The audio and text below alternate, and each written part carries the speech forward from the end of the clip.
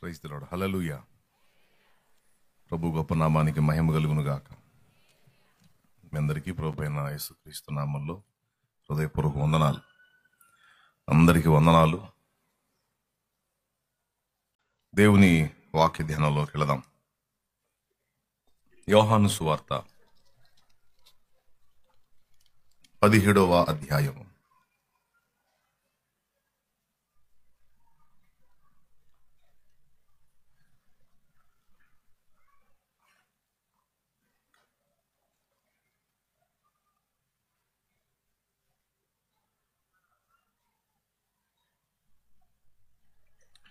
యోహాను సువార్త 17వ అధ్యాయము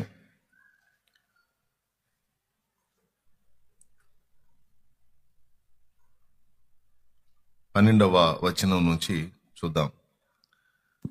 నేను వారి యొద్ద ఉండగా నీవు నాకు అనుగ్రహించిన వారిని నీ నామమందు కాపాడితిని. నేను వారిని భద్రపరిచితిని గనుక లేఖనము నెరవేరునట్లు నాశన పుత్రుడు తప్ప వారిలో మరి ఎవడునూ నశింపలేదు. మళ్ళొకసారి చదువుతున్నాను, చిత్తగించండి. 12వ వచనం. నేను వారి యొద్ద ఉండగా నీవు నాకు అనుగ్రహించిన వారిని నీ నామమందు కాపాడితిని. నేను వారిని భద్రపరచితిని గనుక లేఖనము నెరవేరునట్లు నాశనపుత్రుడు తప్ప వారిలో మరి ఎవడునూ నశింపలేదు. చిన్న మాట ప్రార్థన చేసుకుందాం. ప్రేమ కలిగిన మా మహాపరిశుద్ధ తండ్రి, ఘనుడవగు దేవా, నీకు స్తోత్రము నాయన. నీ దయాపూర్వక సంకల్పాన్ని బట్టి శుభవేళ ఈ ఆదివారపు సమయం ముందు మొదటి ఆరాధనలో మరి మంచు చలి దట్టంగా ఉన్నప్పటికీ దాన్ని లక్ష్య పెట్టకుండా నీ పాదాల చెంతకు పరిగెత్తి వచ్చిన నీ బిడ్డల్ని దర్శించండి. నీ బిడ్డలకి ఏ మాటలు అవసరమో ఆ మాటలు నీ వాక్కు పంపమని ప్రార్థన చేస్తున్నాం. ఉపదేశాన్ని అడ్డగింపు చూసే సైతాను, దురాత్మ, దయ్య అంధకార శక్తుల ప్రభావం, అల్లరి శక్తుల ప్రభావం యేసు నామములో బంధిస్తున్నాం. పూర్తిగా మీరే మీ దాసుని మరుగు చేయండి. అయోగ్య దాసుడు, అపాత్రుడు, నీ కృపతో జ్ఞాపకం చేసుకొని వాడుకోండి. కనికరించమని, నీవే నీ బిడ్డలకు కనిపించి మాట్లాడమని యేసు నామములో వేడుచున్నాము తండ్రి, ఆమేన్. ఆమేన్.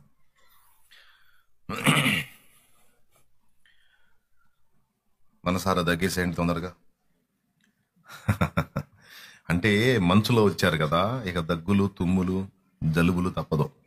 ఈ క్లైమేట్ మారిన దాకా మనకి సమస్యలు ఉంటాయి. ఇది స్టార్టింగ్ స్టేజ్ కాబట్టి అందరికి ఎక్కువగా కనపడుతుంది. సరే, దగ్గుతానే ఓ పక్కన దేవుని మాటలు వింటూ ఉండండి, సరేనా? ఏం చేస్తా వింటారు? దగ్గుతానే ఓ పక్క దేవుని మాటలు వింటూ ఉండండి. చదువుకున్నటువంటి వాక్య భాగంలో యేసు ప్రభు వారు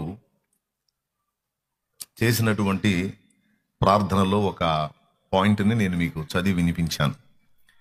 యేసు ప్రభు వారు మరి సిలువకు ముందు ఆయన ప్రార్థన చేశాడు.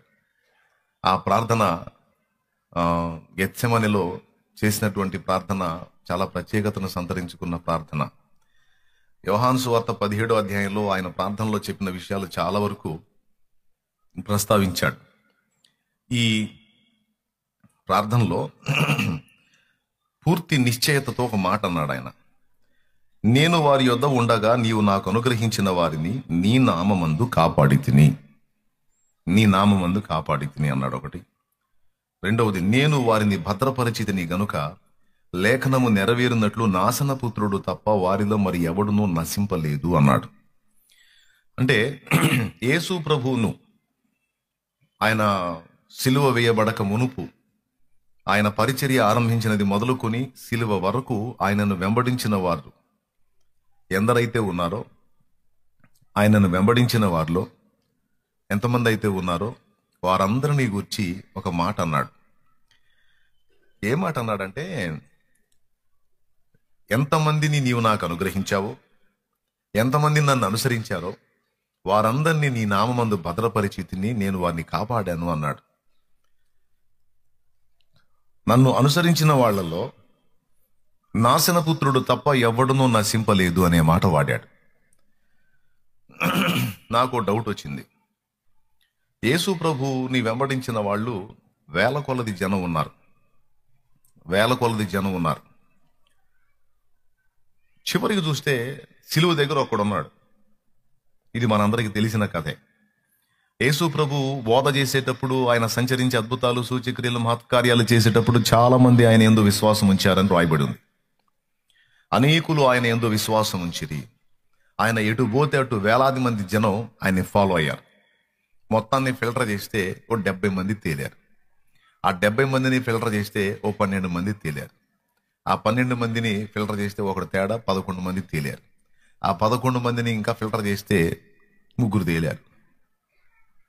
యోహాను, యాకోబు, కేఫా అంటే పేతురు. ఈ 3 ఫిల్టర్ చేస్తే యేసు ప్రభు శిలువ మీద ఉన్నప్పుడు పేతురు, యాకోబు జంపు. ఒక్క యోహాను మాత్రమే శిలువ దగ్గర ఉన్నాడు.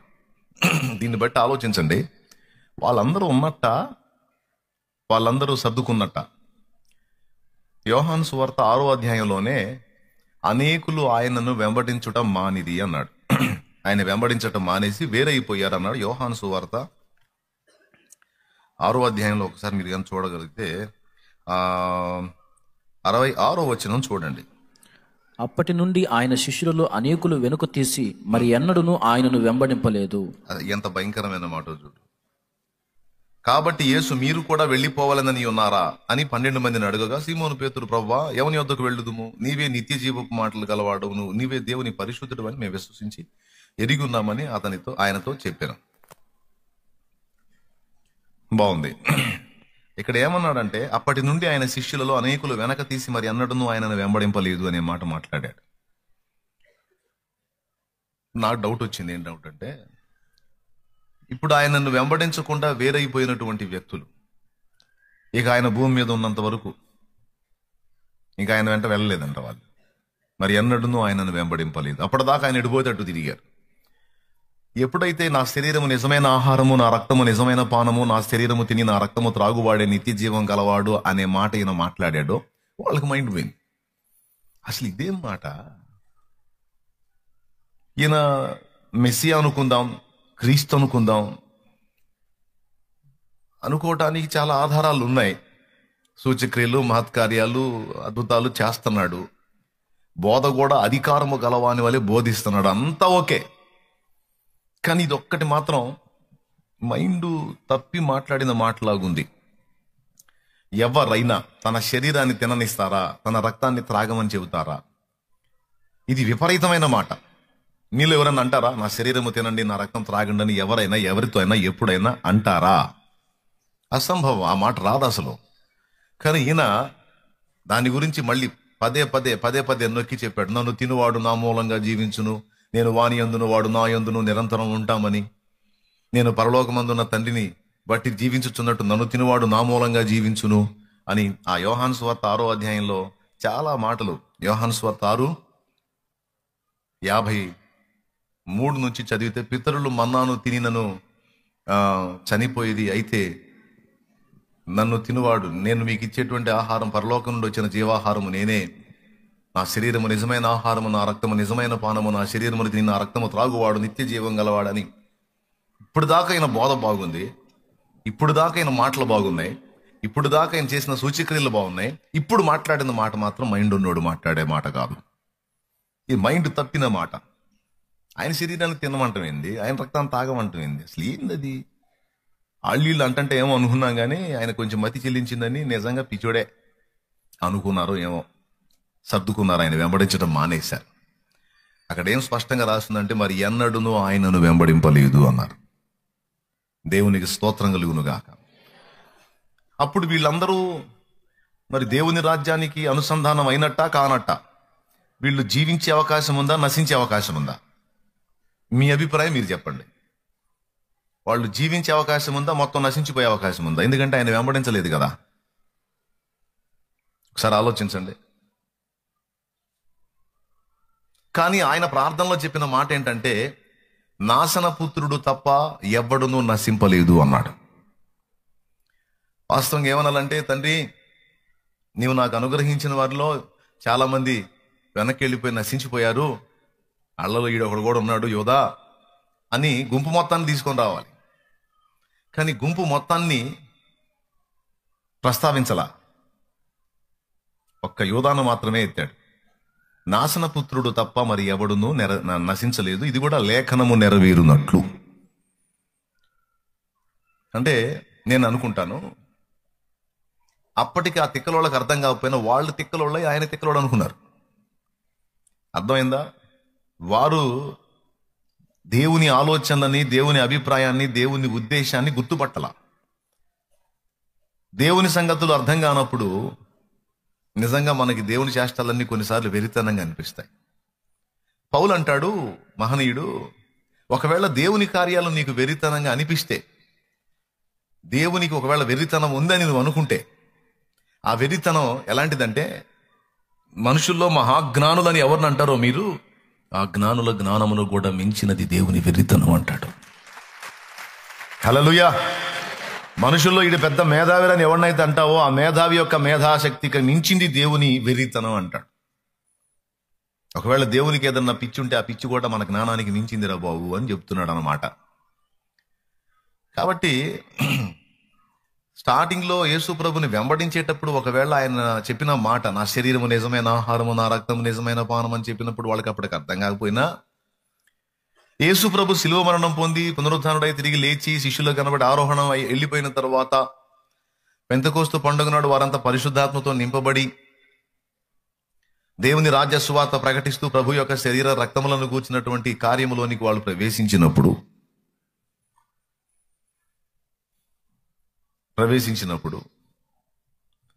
వీళ్ళకి ఖచ్చితంగా డౌట్ వచ్చి ఉండాలి. అరే రే, ఆనాడు ఆయన చెప్పింది ఈ సంగతే, ఇలా చేస్తాడా అని ఒకవేళ ఆలోచించి మళ్ళా యేసు ప్రభు ఉన్నప్పుడు ఆయన వెంబడించకపోయినా తర్వాత నాకు తెలిసి ఆయన విశ్వసించే ఛాన్స్ ఉంది. అర్థమైందా? దేవునికి స్తోత్రం. వాస్తవంగా ఆయన ఆ మాట అన్నప్పుడు నాకు తెలిసి మిగిలిన శిష్యులతో పాటు ఈ 12 మందిలో 11 మంది ఒకటి తేడా కదా ముందే, 11 మందికి కూడా డౌట్ వచ్చి ఉండాలి. శరీరం తినండి, నా శరీరం తినండి, నా రక్తం తాగండి అంటాడు. మెంటల్ మాటలు మాట్లాడతాడు. ఎట్ట తిన్నిస్తారు? ఏ మనిషి అయినా చేస్తాడు ఆ పని. నేను పెక్క తింటాయింది, అసలు ఎట్ట కుదిరిద్ది ఏంది అన్నమాట అని బహుశా వాళ్ళు కూడా అనిపించి ఉండొచ్చు. కానీ వాళ్ళు వెళ్ళలా. ఎందుకు తెలుసా? మొత్తానికి బోధకుడు ఏదన్నా ఒక మాట చెప్పాడంటే అందులో మంచి జ్ఞానం ఉంటుంది. మనకు అర్థం కానంత మాత్రాన మనం నెగిటివ్గా రియాక్ట్ అవ్వకూడదు. మొత్తానికి తర్వాత చెప్తాడు అసలు విషయం ఏందో అనేది వాళ్ళ మనసులో పెట్టుకొని ఆయన అయితే వదిలిపెట్టలా. వాళ్ళు వెళ్ళిపోయిన తర్వాత ఇళ్ళకెళ్ళి తిరిగి వెళ్ళిన కూడా అడిగాడు, నా మాటలు తిక్కల మాటలాగా ఉన్నాయా? వాళ్ళు వెళ్ళిపోయారు పాపం, మీరు కూడా వెళ్ళాలన్నారా అని అడిగితే పేతురు వెంటనే స్పందించి, ఎక్కడికి పోవాలయా? ఎక్కడికి పోవాలి? అడ్రస్ నువ్వే చెప్పు. నిన్ను మించిన వాడెవడున్నారు? నీ వలె నిత్య జీవపు మాటలు తెలపగలిగిన వాడెవడున్నాడు? నీ వంటి కార్యములు చేయగలవాడు, బోధ చేయగలవాడు, అద్భుతాలు చేయగలవాడు, జీవపు మాటలు ఇవ్వగలిగిన వాడు ఇంకెవరున్నారో చెప్పు, అడ్రస్ నువ్వే చెప్పు, పోతాం. ఎవరున్నారు ప్రభా? నువ్వేగా. ఓకే. పేతురు ఈ మాట అనగానే అవును ప్రభా అని అందరూ అన్నారు. నేను మిమ్మల్ని ఏర్పరచుకొనలేదా? నేను మిమ్మల్ని ఏర్పరచుకున్నాను, అయితే మీలో ఒకడు సాతాను అన్నాడు. దేవునికి స్తోత్రం. ఎవరిని గూర్చి ఆయన ఆ మాట అన్నాడో మీకు అర్థమైంది. యోధాను గూర్చి ఆ మాట అన్నాడు. మిగిలిన 11 మంది ఆయన శిష్యులే. నాకు ఇందులో ఆలోచింపజేసే మాట ఏంటంటే, ఆ మాట మీదకి మీ మనసు తీసుకెళ్తాను. అప్పటికి వెంబడించకుండా వేరైపోయిన వాళ్ళు తర్వాత బహుశా ప్రభు విశ్వాసంలోకి వచ్చి ఉండొచ్చు. అందుకే వాళ్ళని గురించి వాళ్ళు మొత్తం నశించిపోయారు, ఆ గుంపంతా పోయారు అని అనలా, ఒక్కడే మిస్ అయ్యాడు అన్నాడు. అంటే ఒకవేళ 12 మందిని గురించి ఆ మాట చెప్పినట్టయితే 11 మంది సేవ్ అయ్యారు, ఒకడు మాత్రమే మిస్ అయ్యాడని చెప్పి ఉండొచ్చు అనుకుందాం. నీవు నాకు అనుగ్రహించిన వారు 12 మందేనా? ఆ 11 మందేనా? చాలా మంది వెంబడించారు, చాలా మంది విశ్వసించారు. కాబట్టి నేను అనుకుంటాను వాళ్ళను కూడా దేవుడు వదిలిపెట్టలేదు. అప్పటికి వెంబడించటం మానేసిన తర్వాత వారు విశ్వసించే అవకాశం ఉంది. ఎందుకంటే అప్పటికి ఆ మాట అర్థం కాక వాళ్ళు ఆయన వెంబడించటం మానేసి వేరైపోయారు. తర్వాత అపోస్తలు లైన్లోకి వచ్చి ఆ విషయాన్ని క్లారిటీ ఇచ్చిన తర్వాత బహుశా వాళ్ళు మళ్ళా విశ్వాసంలోకి వచ్చే ఛాన్స్ ఉంది. లేకపోతే మొత్తం పోయారనే అనాలి. ఆ మాట అనలేదు, ఒక్కడే మిస్ అయ్యాడనే పదం వాడాడు. కాబట్టి వెంబడించి మానిన వాళ్ళను సైతం దేవుడు వదిలిపెట్టడం. దేవునికి స్తోత్రం. ఆయన వెంబడించి కొంతకాలం మానేసిన వాళ్ళని దేవుడు వదిలిపెట్టడు.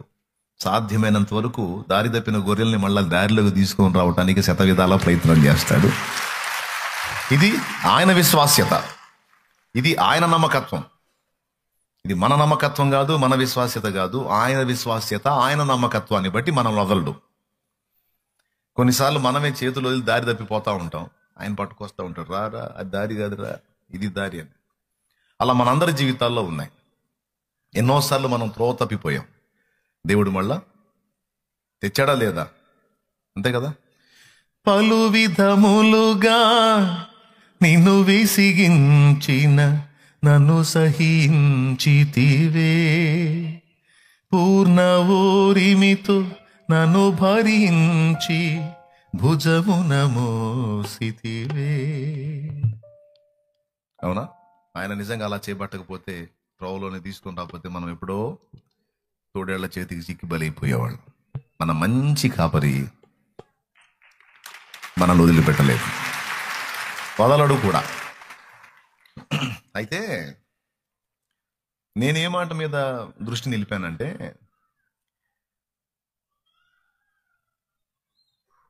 నీవు నాకు అనుగ్రహించిన వారిని నీ నామమందు కాపాడి తిని, నేను వారిని భద్రపరచితిని గనుక లేఖనము నెరవేరునట్లు నాశనపుత్రుడు తప్ప వారిలో మరి ఎవడును నశింపలేదు అన్నాడు. వాళ్ళు నశించరు, వాళ్ళు ఎఫెక్ట్ అవ్వరు, వాళ్ళు భద్రంగా ఉన్నారు అనే మాట అన్నాడు కదా. ఏం చూసి ఆ మాట అన్నాడమ్మా, దాని మీదకి పోయిందండి నా మనసు. ఇప్పుడు ఏదో 3 ఏళ్ల సహవాసం తర్వాతకి వెళ్ళిపోతున్నాడు ఈయన, తండ్రి కుడి పార్శ్వానికి వెళ్ళిపోతున్నాడు. ఇంకా ఆయన భూమి మీద ఉండడు. అంతకు ముందులాగా వాళ్ళతో కలిసి రొట్టెలు పంచడం కానీ, వాకింగ్ చెప్పడం కానీ ఇవన్నీ ఉండవు, వెళ్ళిపోతున్నాడు. ఆయన వెళ్ళిపోయిన తర్వాత సహజంగా విశ్వాసం బలహీన పడుతుంది. నాయకుడు పోయాడు అంటే గొర్రెలు, కాపరి పోయాడు అంటే గొర్రెలు చెల్లా చెదరైపోతాయి. కానీ ఈయన ఏమంటున్నాడంటే, లేదు లేదు, వాళ్ళు నశింపరు, వాళ్ళు భద్రంగా ఉన్నారు, ఉంటారు. ఇప్పటి వరకు నశింపలేదు, ఇక ముందుకును నశించరు. ఒక్కడు మాత్రమే డ్యామేజ్ అయ్యాడు, కానీ మిగిలిన వాళ్ళంతా కూడా భద్రంగా ఉన్నారు అనే మాట. సరే, 11 మంది గురించి అనుకుందాం, ఆ వేలాది మందిని తీసేద్దాం. ఆ 11 మంది గురించి అంత నిశ్చయత యేసు ప్రభుకి ఎలా వచ్చింది, దేన్ని బట్టి ఆయన ఆ మాట పలికాడు అనే ఒక్క పాయింట్ని నేను ధ్యానించినప్పుడు నాకు ఒక సంగతి బహిర్గతమైంది. దేన్ని బట్టి ఆయన ఆ మాట అన్నాడు, దేన్ని బట్టి ఆయన అంత నిశ్చయత కలిగి ఉన్నాడు అనేది. దానిలో మొట్టమొదటి విషయం ఏంటంటే, యేసు ప్రభు భూమి మీద వాళ్ళ వంటి శరీరాన్ని కలిగి ఉన్నప్పుడు ఆయన తనను వెంబడించిన వాళ్ళని దేవునితో ఐక్యపరిచాడు. అర్థమైందా? తండ్రితో వాళ్ళని లింక్ చేశాడు, దేవునితో వాళ్ళని సంఘటితపరిచాడు. అర్థమైంది? ఇంకా చెప్పాలంటే అంటుకట్టాడు. వాళ్ళు ఏ విధంగా దేవునికి లింక్ అయ్యారో, ఏ విధంగా దేవునికి అంటుకట్టబడ్డారో అది స్పష్టంగా ప్రభు ఎరుగున్నాడు. తనను వెంబడించే శాల్తీల్లో ఎన్ని శాల్తీలు వ్యక్తిగతంగా దేవునితో సంబంధం ఏర్పరచుకున్నాయో, ఎన్ని శాల్తీలు మిస్ అయినాయో, ఇది ఫుల్ క్లారిటీ ఉంది ప్రభుకి. ఇప్పుడు మీరు ఇంతమంది యేసు ప్రభుని వెంబడిస్తున్నారు ఇక్కడ కూర్చుని, అనేక మంది. ఈ మొదటి ఆరాధనలో కూర్చున్న చాలా మందితో, లైవ్లో ఉన్న వాళ్ళతో అందరితో చెప్తున్నాను నేను. ఇప్పుడు ఇన్ని శాల్తీలు ఉన్నాయి ఇక్కడ. ఇంతమంది ఇంతమంది వ్యక్తుల్లో ఎంతమంది నిజంగా దేవునికి అంటుకట్టబడ్డారో, ఎంతమంది నిజంగా అంటుకట్టబడలేదో, ఎంతమందికి దేవునితో వ్యక్తిగత అనుబంధం ఉందో, ఎంతమందికి వ్యక్తిగత అనుబంధం లేదో నాకైతే తెలియదు. కానీ యేసు ప్రభు సమస్తం ఎరిగినవాడు గనుక, ఆయన ప్రధాన కాపరి గనుక, ప్రధాన యాజకుడు గనుక, మనుషుని ఆంతర్యాలు ఎరిగినవాడు గనుక ఆయనకి తెలుసు. ఇప్పుడు నాకు తెలియదు, మీ అందరి గురించి తెలుసుకోవాలంటే నా పని అయిపోద్ది. కానీ ప్రభుకి ఈ అందరు కాదు, ప్రపంచంలో ఉన్న కోటాను కోట్ల మంది మనుషుల యొక్క ఆంతర్యాలు తెలుసు, ఆయనకి తెలుసు.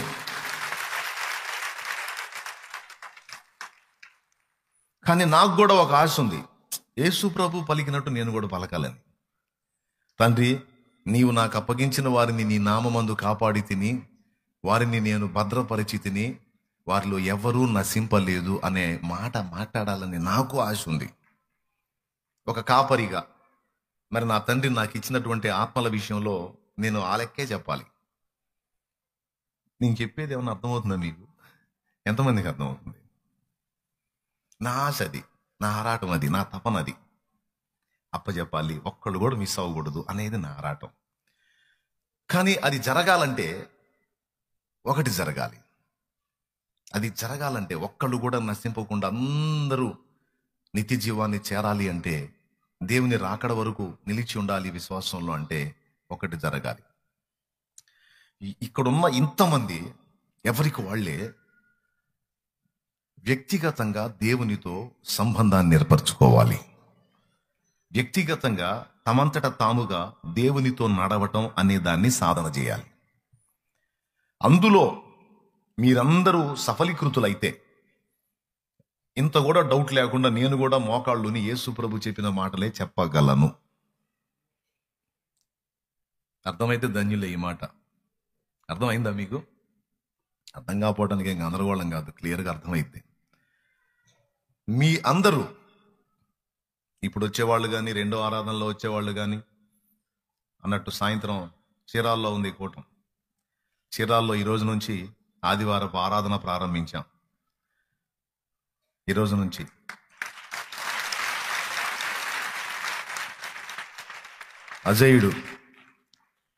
అజయుడికి 2 ప్రాంతాల బాధ్యత, విజయవాడ అండ్ చీరాల. అయితే విజయవాడ మొదలు పెట్టాం. అక్కడ కొన్ని ఒక్క రోజే స్టార్ట్ చేసింది. ఆ స్టార్ట్ చేసిన రోజే ఊహకు మించిన కార్యాన్ని దేవుడు చేశాడు. అందుకని ఇక భారీ అంచనాతో స్టెప్ తీసుకుందామని దాన్ని కొంచెం అట్లా నిలుపు చేశాం.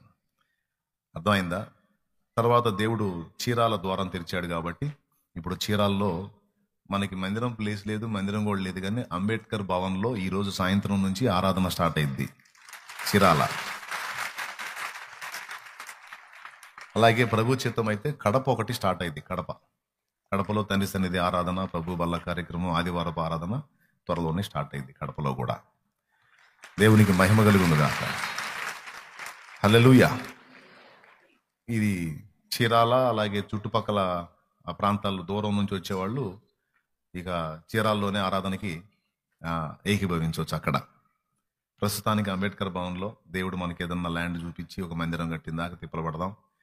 దేవుడు త్వరలోనే ఆ కార్యం కూడా చేస్తాడని నమ్ముతున్నాం. దేవుడి సమయం వచ్చిందాక అట్లా నిరీక్షిస్తా నేను. సమయం వచ్చినప్పుడు టపా టపా టపా కార్యాలన్నీ ఆయనే చేసుకుంటాడు. ఆయన కదిలిందాకా ఓపికతో ఎదురు చూడటం నా పని. కదిలినప్పుడు అన్నీ అయ్యే అమరుతాయి, ఆయనే చూసుకుంటాడు.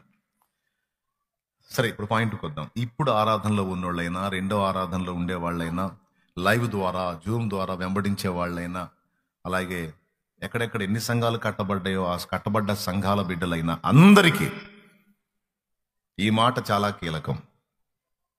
దయచేసి మీ దృష్టిని పక్కకి మళ్ళనియొద్దు. ఈ ఒక్క మాట మీ హృదయంలో తీసుకోండి. యేసు ప్రభు అంత నిశ్చయతతో పలికాడు, వారిని నేను భద్రపరిచాను, వారు నశించరు, నశింపలేదు, నశింపబోరు కూడా అన్నంత నిష్కర్షగా ఆ విషయం మాట్లాడాడంటే ఆయన వాళ్ళని దేవునికి కనెక్ట్ చేసిన తీరు ఎలాంటిదో ఆయనకి తెలుసు.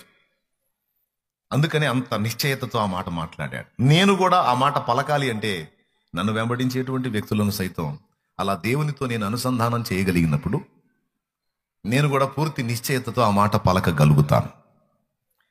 ఇప్పుడు ఎవరో మిమ్మల్ని పక్క నుండి భక్తికి, ఆత్మీయతకి, దేవుని వెంబడించడానికి సహజంగా ప్రేరేపిస్తూ ఉంటారు. మీ పక్క నుండి కొంతమంది ఆదివారం చర్చికి రావా, ఇవాళ ఆదివారంగా పోదాం రావా, ఓ ఆదివారం వస్తా అంటే ఎవరో ప్రోత్సహిస్తే, ఎవరో పలకరిస్తే, ఎవరో అడిగితే ఈరోజు ఆదివారం కదా ఆరాధనకు రావా అంటే ఓ ఆదివారం కదా రావాలి కదా, అవును అవును అనుకుంటా రావటం కాదు. ఎవరికి వాళ్ళే వ్యక్తిగతంగా ఈరోజు నా దేవుని సన్నిధిలో నేను గడిపే రోజు కదా, ఈరోజు నా దేవుడు తన వాక్కును నాకు అందించే రోజు కదా, ఈరోజు పరిశుద్ధులందరితో కలిసి ప్రభు బలలో చేయి వేసే రోజు కదా. అబ్బా, యెహోవా మందిరమునకు వెళ్ళుదమని జనులు పలుకగా నేను సంతోషించితిని, నేను సంతోషించితిని. యెహోవా మందిరమునకు జనులు వెళ్ళుతున్నారు, వాళ్ళని చూసి నేను వెళ్ళటం కాదు, వాళ్ళకంటే ముందు నేనే రెడీ అవ్వాలి.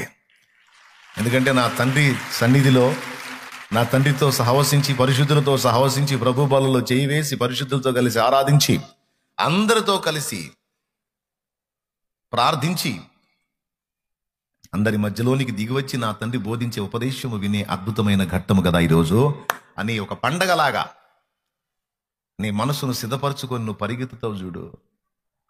అది ఎవరు చెప్పకుండానే అలాంటి మెట్టు నువ్వు ఎక్కగలిగిన నాడు, ఆ అంతస్తుకి నీ అంతటా నువ్వు రాగలిగిన నాడు నీకు ఇక చలనం ఉండదు. ఎవరో పిలిస్తే రెడీ అయి వచ్చే స్థితిలో నువ్వు ఉన్నావంటే నువ్వు పసిబిడ్డవి. ఎవరో పిలిస్తే రెడీ అయి వచ్చే స్థితిలో నువ్వు ఉన్నావంటే నువ్వు ఇంకా దేవునికి కనెక్ట్ అవ్వలా. దేవునికి సరిగ్గా కనెక్ట్ అయ్యావు అనుకో, నిన్నెవడూ పిలవాల్సిన అవసరం లేదు, నువ్వే రెడీ అవుతావు, పరిగెత్తుకొని వచ్చేస్తావు. ఇది ఒకటి. తర్వాత దేవునితో వ్యక్తిగత సంబంధం ఏర్పరచుకున్న వాళ్ళ సంగతి చెప్తున్నాను నేను. ప్రార్థన చేయాలి. ఎవరో చెబితే ప్రార్థనకు మోకాళ్ళు వేయటం, ఎవరో పురికొల్పితే ప్రార్థన చేయడానికి ప్రయత్నించటం అనేది కూడా కనెక్ట్ అవ్వని వాళ్ళ లక్షణం. దేవునితో సరిగ్గా కనెక్ట్ అయిన వాళ్ళు ఎవ్వరు చెప్పినా చెప్పకపోయినా వాళ్ళు వ్యక్తిగతంగా దేవునితో మాట్లాడుకోవడానికి ఎల్లప్పుడూ ఇష్టపడతా ఉంటారు. దేవునితో పర్సనల్ కాంటాక్ట్. ఇలా దేవునికి కనెక్ట్ అయిన వాళ్ళకి ఎవరు చెప్పాల్సిన అవసరం లేదు. ఆ క్రమం వాళ్ళకి తెలుసు. ఇంకా చెప్పాలంటే ఎవరన్నా వద్దు అని అడ్డగించినా వీళ్ళు ఆగరు. సన్నిధికి ఆగరు, ప్రార్థించడానికి ఆగరు, దేవుని స్వరం వినేటువంటి వాక్యాన్ని ధ్యానించడానికి ఆగరు. ఎందుకంటే వీళ్ళందరూ వ్యక్తిగతంగా దేవునితో లింక్ అయ్యారు. వీళ్ళకి వ్యక్తిగతంగా దేవునితో అనుబంధం ఉంది, సంబంధం ఉంది. కాబట్టి ఇక వీళ్ళు నశించే ఛాన్స్ లేదు. మరి ఎవరు చిక్కుతారు తోడేళ్లకి, ఎవరు చిక్కుతారు చిరుత పులులకి, ఎవరు చిక్కుతారు సింహాలకి, ఎవరు చిక్కుతారు పెద్ద పులులకి, అంటే దెయ్యాలకి, దురాత్మలకి, సైతానికి ఎవరు చిక్కుతారంటే దేవునితో సరైన అనుబంధం ఏర్పరచుకోకుండా ఈ దారి తప్పి తిరుగుతుంటాయి కొన్ని గొర్రెలు. ఈ గొర్రెలు సరిగ్గా కనెక్ట్ కావు. ఎవరికి? దేవునికి కనెక్ట్ కావు ఈ గొర్రెలు, ఈ దారి తప్పి తిరిగే గొర్రెలు. ఇట్లాంటి ఒంటరి గొర్రెలు, తుంటరి గొర్రెలు ఉంటాయి చూడు, ఈ చిక్కుతాయి. ఏం గొర్రెలు? ఒంటరి గొర్రెలు, తుంటరి గొర్రెలు. ఒక పక్షాన చెప్తుంటే మైండ్కి ఎక్కదు. ఇప్పుడు నేను ఇక్కడికి వచ్చినప్పుడు, చిలకలూరిపేట వచ్చినప్పుడు ఒంటరి గొర్రెని అయ్యాను. నేను గతంలో ఉన్న మంద నుంచి విడబడి వచ్చాను. పేటకు వచ్చినప్పుడు ఒంటరి గొర్రెని అయ్యాను. అసలు ఒంటరిగా నేను ఉన్నప్పుడు ఏ ఆత్మీయ సహవాసం నాకు లేనప్పుడు అట్లా శోధనల జడి నా మీద అట్లా కుమ్మరించినట్టు అయింది. ఎట్లనన్నా నన్ను మళ్ళా వెనక్కి లాగాలని ఎన్ని దాడులు జరిగినాయో నా మీద. దేవుని మహాకృప విడవదే నన్ను ఎల్లప్పుడూ కృప అని, ఆయన కృప నన్ను విడిచిపెట్టలా. ఎప్పుడైతే మనం సహవాసాన్ని కోల్పోయి, పరిశుద్ధుల సహవాసం కోల్పోయి, సంఘ సహవాసం కోల్పోయి, ప్రభు బల సహవాసం కోల్పోయి, ఆత్మీయ సహవాసం కోల్పోయి, ఆరాధన పరిశుద్ధులతో కలిసి ఆరాధించే అద్భుతమైన ఆ సహవాసాన్ని కోల్పోయి ఒంటరి గొర్రెలంగా మిగిలిపోతామో, ఒంటరి వ్యక్తులంగా, ఒంటి పక్షిగా మారిపోతామో, మనం ప్రమాదపు అంచున ఉన్నాం. అందుకే నేను అందరికీ మొత్తుకొని చెప్తాను, సంఘ సహవాసానికి దూరం కావద్దు, పరిశుద్ధుల సహవాసానికి దూరం కావద్దు, ప్రార్థనా సహవాసానికి దూరం కావద్దు, ప్రభు బల్లకు దూరం కావద్దు. నియమించినటువంటి నియామక కాలంలో ఎట్టి పరిస్థితుల్లో ప్రభు బలలో చేయి వేయాలి. ప్రార్థన అనుభవం కలిగి ఉండాలి, వాక్య ధ్యానపు అనుభవం కలిగి ఉండాలి. నేను మీతో ఉన్నా లేకపోయినా, నిన్ను పెంచినటువంటి ఆత్మీయులు నీతో ఉన్నా లేకపోయినా, నువ్వు దేవునికి కనెక్ట్ అయ్యావు గనుక ఈ అనుభవాలు ఏనాడు కూడా నువ్వు కోల్పోవద్దు అని మొత్తుకొని చెప్తాను నేను. ఎందుకంటే వాటిని నిర్లక్ష్యం చేస్తే శత్రువు నీకు సమీపం అవుతాడు. అందుకే ఎప్పుడు ఒంటరి గొర్రెలాగా, నేను ఎవరితో గలవననే తుంటరి గొర్రెలాగా ఉండరాదు. మనము కలిసి ఆరాధించుటకు, కలిసి సేవించుటకు, కలిసి ప్రార్థించుటకు, కలిసి సువార్త ప్రకటించుటకు, కలిసి దేవుని మహిమపరచుట కొరకు మనం పిలువబడ్డాం. అర్థమైందా? ఆ సహవాసాన్ని నిర్లక్ష్యం చేయకూడదు. ఈ సహవాసానికి నిన్ను ఎవరో తీసుకొని రావటం కాదు, నీ అంతటా నువ్వే పరిగెత్తాలి. ఇప్పుడు మిమ్మల్ని ఒక ప్రశ్న అడుగుతా, మీలో ఎంతమంది ఆన్సర్ చేస్తారో నేను చూస్తా. శాలేం రాజు అన్న, నువ్వు చెప్పింది నాకు అర్థమైంది. దేవుని కృప వల్ల నువ్వు మాకు ఇచ్చినటువంటి ఉపదేశ ఫలితం ద్వారా నేనైతే ఒకరితో నిమిత్తం లేకుండా దేవునికి కనెక్ట్ అయిపోయా. నేను ఎక్కడున్నా, ఏ ఊర్లో ఉన్నా, ఏ ప్రాంతంలో ఉన్నా దేవుణ్ణి మాత్రం ధ్యానించకుండా, దేవునితో గడపకుండా, దేవునితో సహవసించకుండా ఉండటం నా వల్ల కాదు అన్నోళ్ళు ఎంతమందో చెయ్యొద్దండి. ఇట్లా కదిలించండి చేతులు.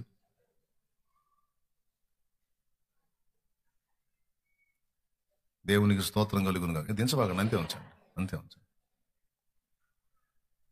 రైట్, చాలా హ్యాపీగా ఉంది నాకు. అటైతే మిమ్మల్ని గురించి కూడా నేను పలుకుతాను, వీరిలో ఒక్కరునూ నశింపలేదు అని. నశింపబోరు. ఆమెన్. ఎందుకంటే ఏది జరగాలని నేను ఆశించానో, దేవుడు కోరుకున్నాడో అది జరిగింది.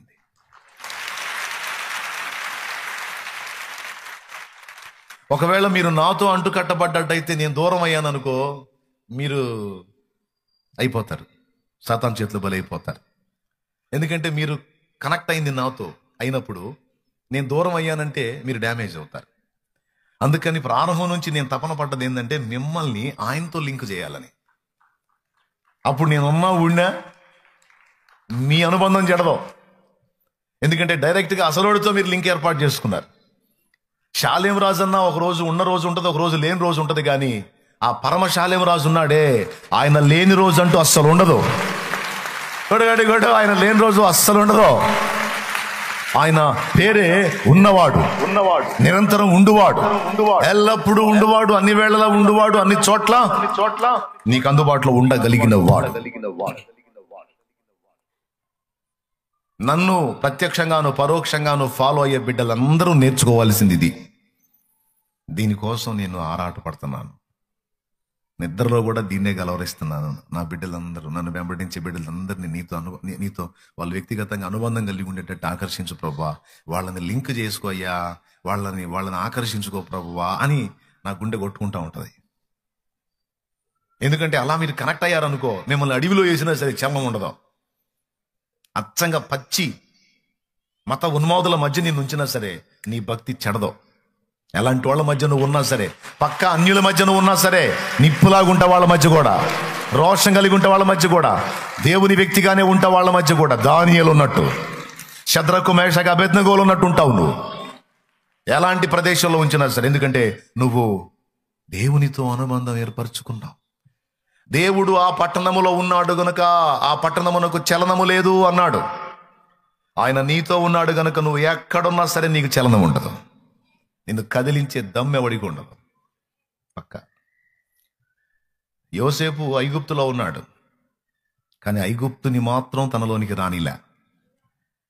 తన హృదయంలో అబ్రహాము, ఇస్సాకు, యాకోబుల దేవుడు ఎవరైతే ఉన్నాడో ఆయనే ఉన్నాడు. ఆయనను బట్టే కార్యాలు చేశాడు. ఆయన సాక్షిగానే ఉన్నాడు. ఆయన మహిమార్థమయ్యే బతికాడు. బబులోన్లో దానియేలు ఉన్నాడు, కానీ దానియేల్లో బబులోన్ లేదు. బబులోన్లో దానియేలు ఉన్నాడు, కానీ దేవునికి సాక్షిగా ఉన్నాడు, పరిశుద్ధ దేవునికి సాక్షిగా ఉన్నాడు. అన్య రాజుల చేత దేవుని నామాన్ని మహిమపరిచాడే తప్ప తన భక్తిని, విశ్వాసాన్ని, ఆత్మీయతని, ప్రార్థనా జీవితాన్ని కోల్పోలా. ఒకసారి అయితే అగ్ని పరీక్ష వచ్చింది.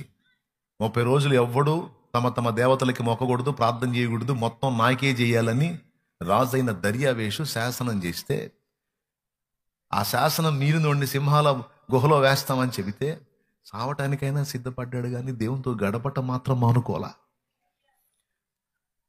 ఎందుకు చెప్పండి? ఇలాంటి అనుబంధం ఎందుకు ఏర్పడింది? అది ఎలా కంటిన్యూ అయ్యిందో తెలుసా? అది ఆయనను ఎరుగుట ద్వారా జరిగిద్ది. మీలో ఎంతమంది అయితే ఇందాక చేతులు ఎత్తారో, అన్నా ఎక్కడున్నా, ఏ స్థితిలో ఉన్నా నేను మాత్రం డైలీ దేవుడితో వ్యక్తిగతంగా అనుబంధాన్ని కొనసాగిస్తున్నాను, అది చేయకుండా నా వల్ల కాదు అని మీరు ఎంతమంది చేతులు ఎత్తారో, అది ఎలా సాధ్యమైందో తెలుసా? మీకు ఆయన ఏందో అర్థమైంది. కొంత మొత్తం అర్థం కాకపోయినా కొంతైనా అర్థమైంది. కాస్తో కూస్తో మీరు ఆయన ఎరుగున్నారు. ఆ ఎరుగుట వలన ఏం జరిగిందంటే ఆయనతో మీకు వ్యక్తిగతంగా అనుబంధం ఏర్పడింది. ఇక ఈ అనుబంధం మధ్యలో ఇంకెవరితో సంబంధం లేదు. ఎవరున్నా లేకపోయినా మీరు ఆయనేందో ఆయనను వ్యక్తిగతంగా మీరు ఎరిగి ఉన్నందున ఆయనతో మీతో ఆయనకి అనుబంధం ఏర్పడింది.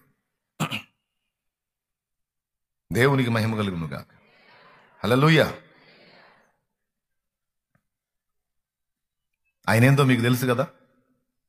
దానియేలుకు బాగా తెలుసు. అందుకే ఏం చేశాడో తెలుసా? ప్రార్థన చేస్తే చంపేస్తారు అన్న సంగతి తెలిసి కూడా ప్రార్థన చేస్తూనే ఉన్నాడు. అంటే దానియేలు ఫీలింగ్ ఏంటంటే, చచ్చిపోవటానికైనా ఇష్టపడతాను కానీ ఆయనకు దూరంగా మాత్రం ఉండలేను. ఒకవేళ వాళ్ళు నన్ను చంపబూనుకున్నా ఆయన అనంత శక్తి సంపన్నుడు గనక అవసరమైతే ఆ చావు కోతి నుండి నన్ను కాపాడే సమర్థుడు ఆయన. ఆయన ఏందో నాకు తెలుసు. కాపాడకపోయినా పర్వాలేదు. శద్రకు మేషకు అబేద్నెగోలు కూడా అంతే అన్నారు. రాజుపైన నెబుకద్నెజరు ఇందును గూర్చి నీకు ఉత్తరం ఇయ్యవలెనన్న చింత మాకు లేదు. నువ్వు ఎంత చెప్పినా మేము ఆ బొమ్మకు మాత్రం మొక్కం.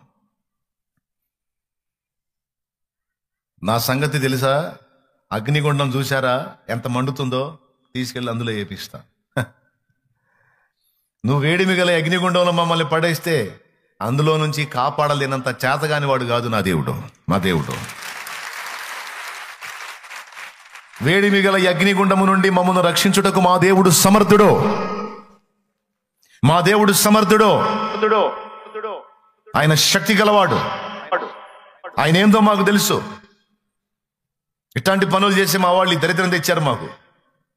వాళ్ళకి దండాలు పెట్టి వీళ్ళకి దండాలు పెట్టి వాళ్ళకి దాసోహం చేసి వీళ్ళకి దాసోహం చేసి కనపడ్డ దానికల్లా బెండైపోయి మమ్మల్ని గతి చేశారు. ఇంకా మళ్ళీ మాకు సిగ్గు వచ్చా? సిగ్గు లేకనా మళ్ళీ నువ్వు నిలబెట్టిన దానికి మొక్కేది? ఆయన ఏందో మాకు తెలుసు. నువ్వు అగ్నిగుండాన్ని రెడీ చేస్తే అందులో నుంచి రక్షించుటకు మా దేవుడు సమర్థుడు. రక్షింపకపోయినా పర్వాలేదు, మేము మాత్రం నువ్వు చెప్పిన పని చెయ్యం. ఆయన ఏందో మాకు తెలుసు.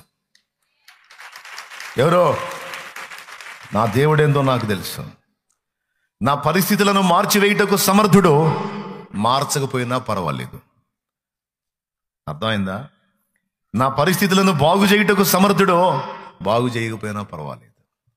నన్ను స్వస్థపరచుటకు సమర్థుడు. స్వస్థపరచకపోయినా పర్వాలేదు, నేను మాత్రం వదిలిపెట్టను. నేను ఆయన మాటే వింటా. నాకున్న ఈ ఆర్థిక పరమైన సమస్యల నుంచి నన్ను కాపాడుటకు సమర్థుడు. కాపాడకపోయినా పర్వాలా, నేను ఆయన కోసమే ఉంటా. నేనున్న ఈ అప్పుల బంధకాల్లోంచి నన్ను విడిపించుటకు సమర్థుడు. విడిపించకపోయినా నేను ఆయనతోనే ఉంటా. నా మీద జరిగిన ఈ మంత్ర తంత్ర శక్తుల ప్రభావం అంతటి నుంచి నన్ను కాపాడుటకు అగ్ని వంటి నా దేవుడు సమర్థుడు. కాపాడకపోయినా నేను ఆయనతోనే ఉంటా. ఎందుకంటే ఆయన ఏందో నాకు తెలుసు అంటాడు దానియేలు. ఆయన ఏందో మాకు తెలుసు అంటారు శద్రకు మేషకు అబేద్నెగోలు. పౌలైతే నేను నమ్మిన వానిని ఎరుగుదును సిగ్గుపడనెన్నడు.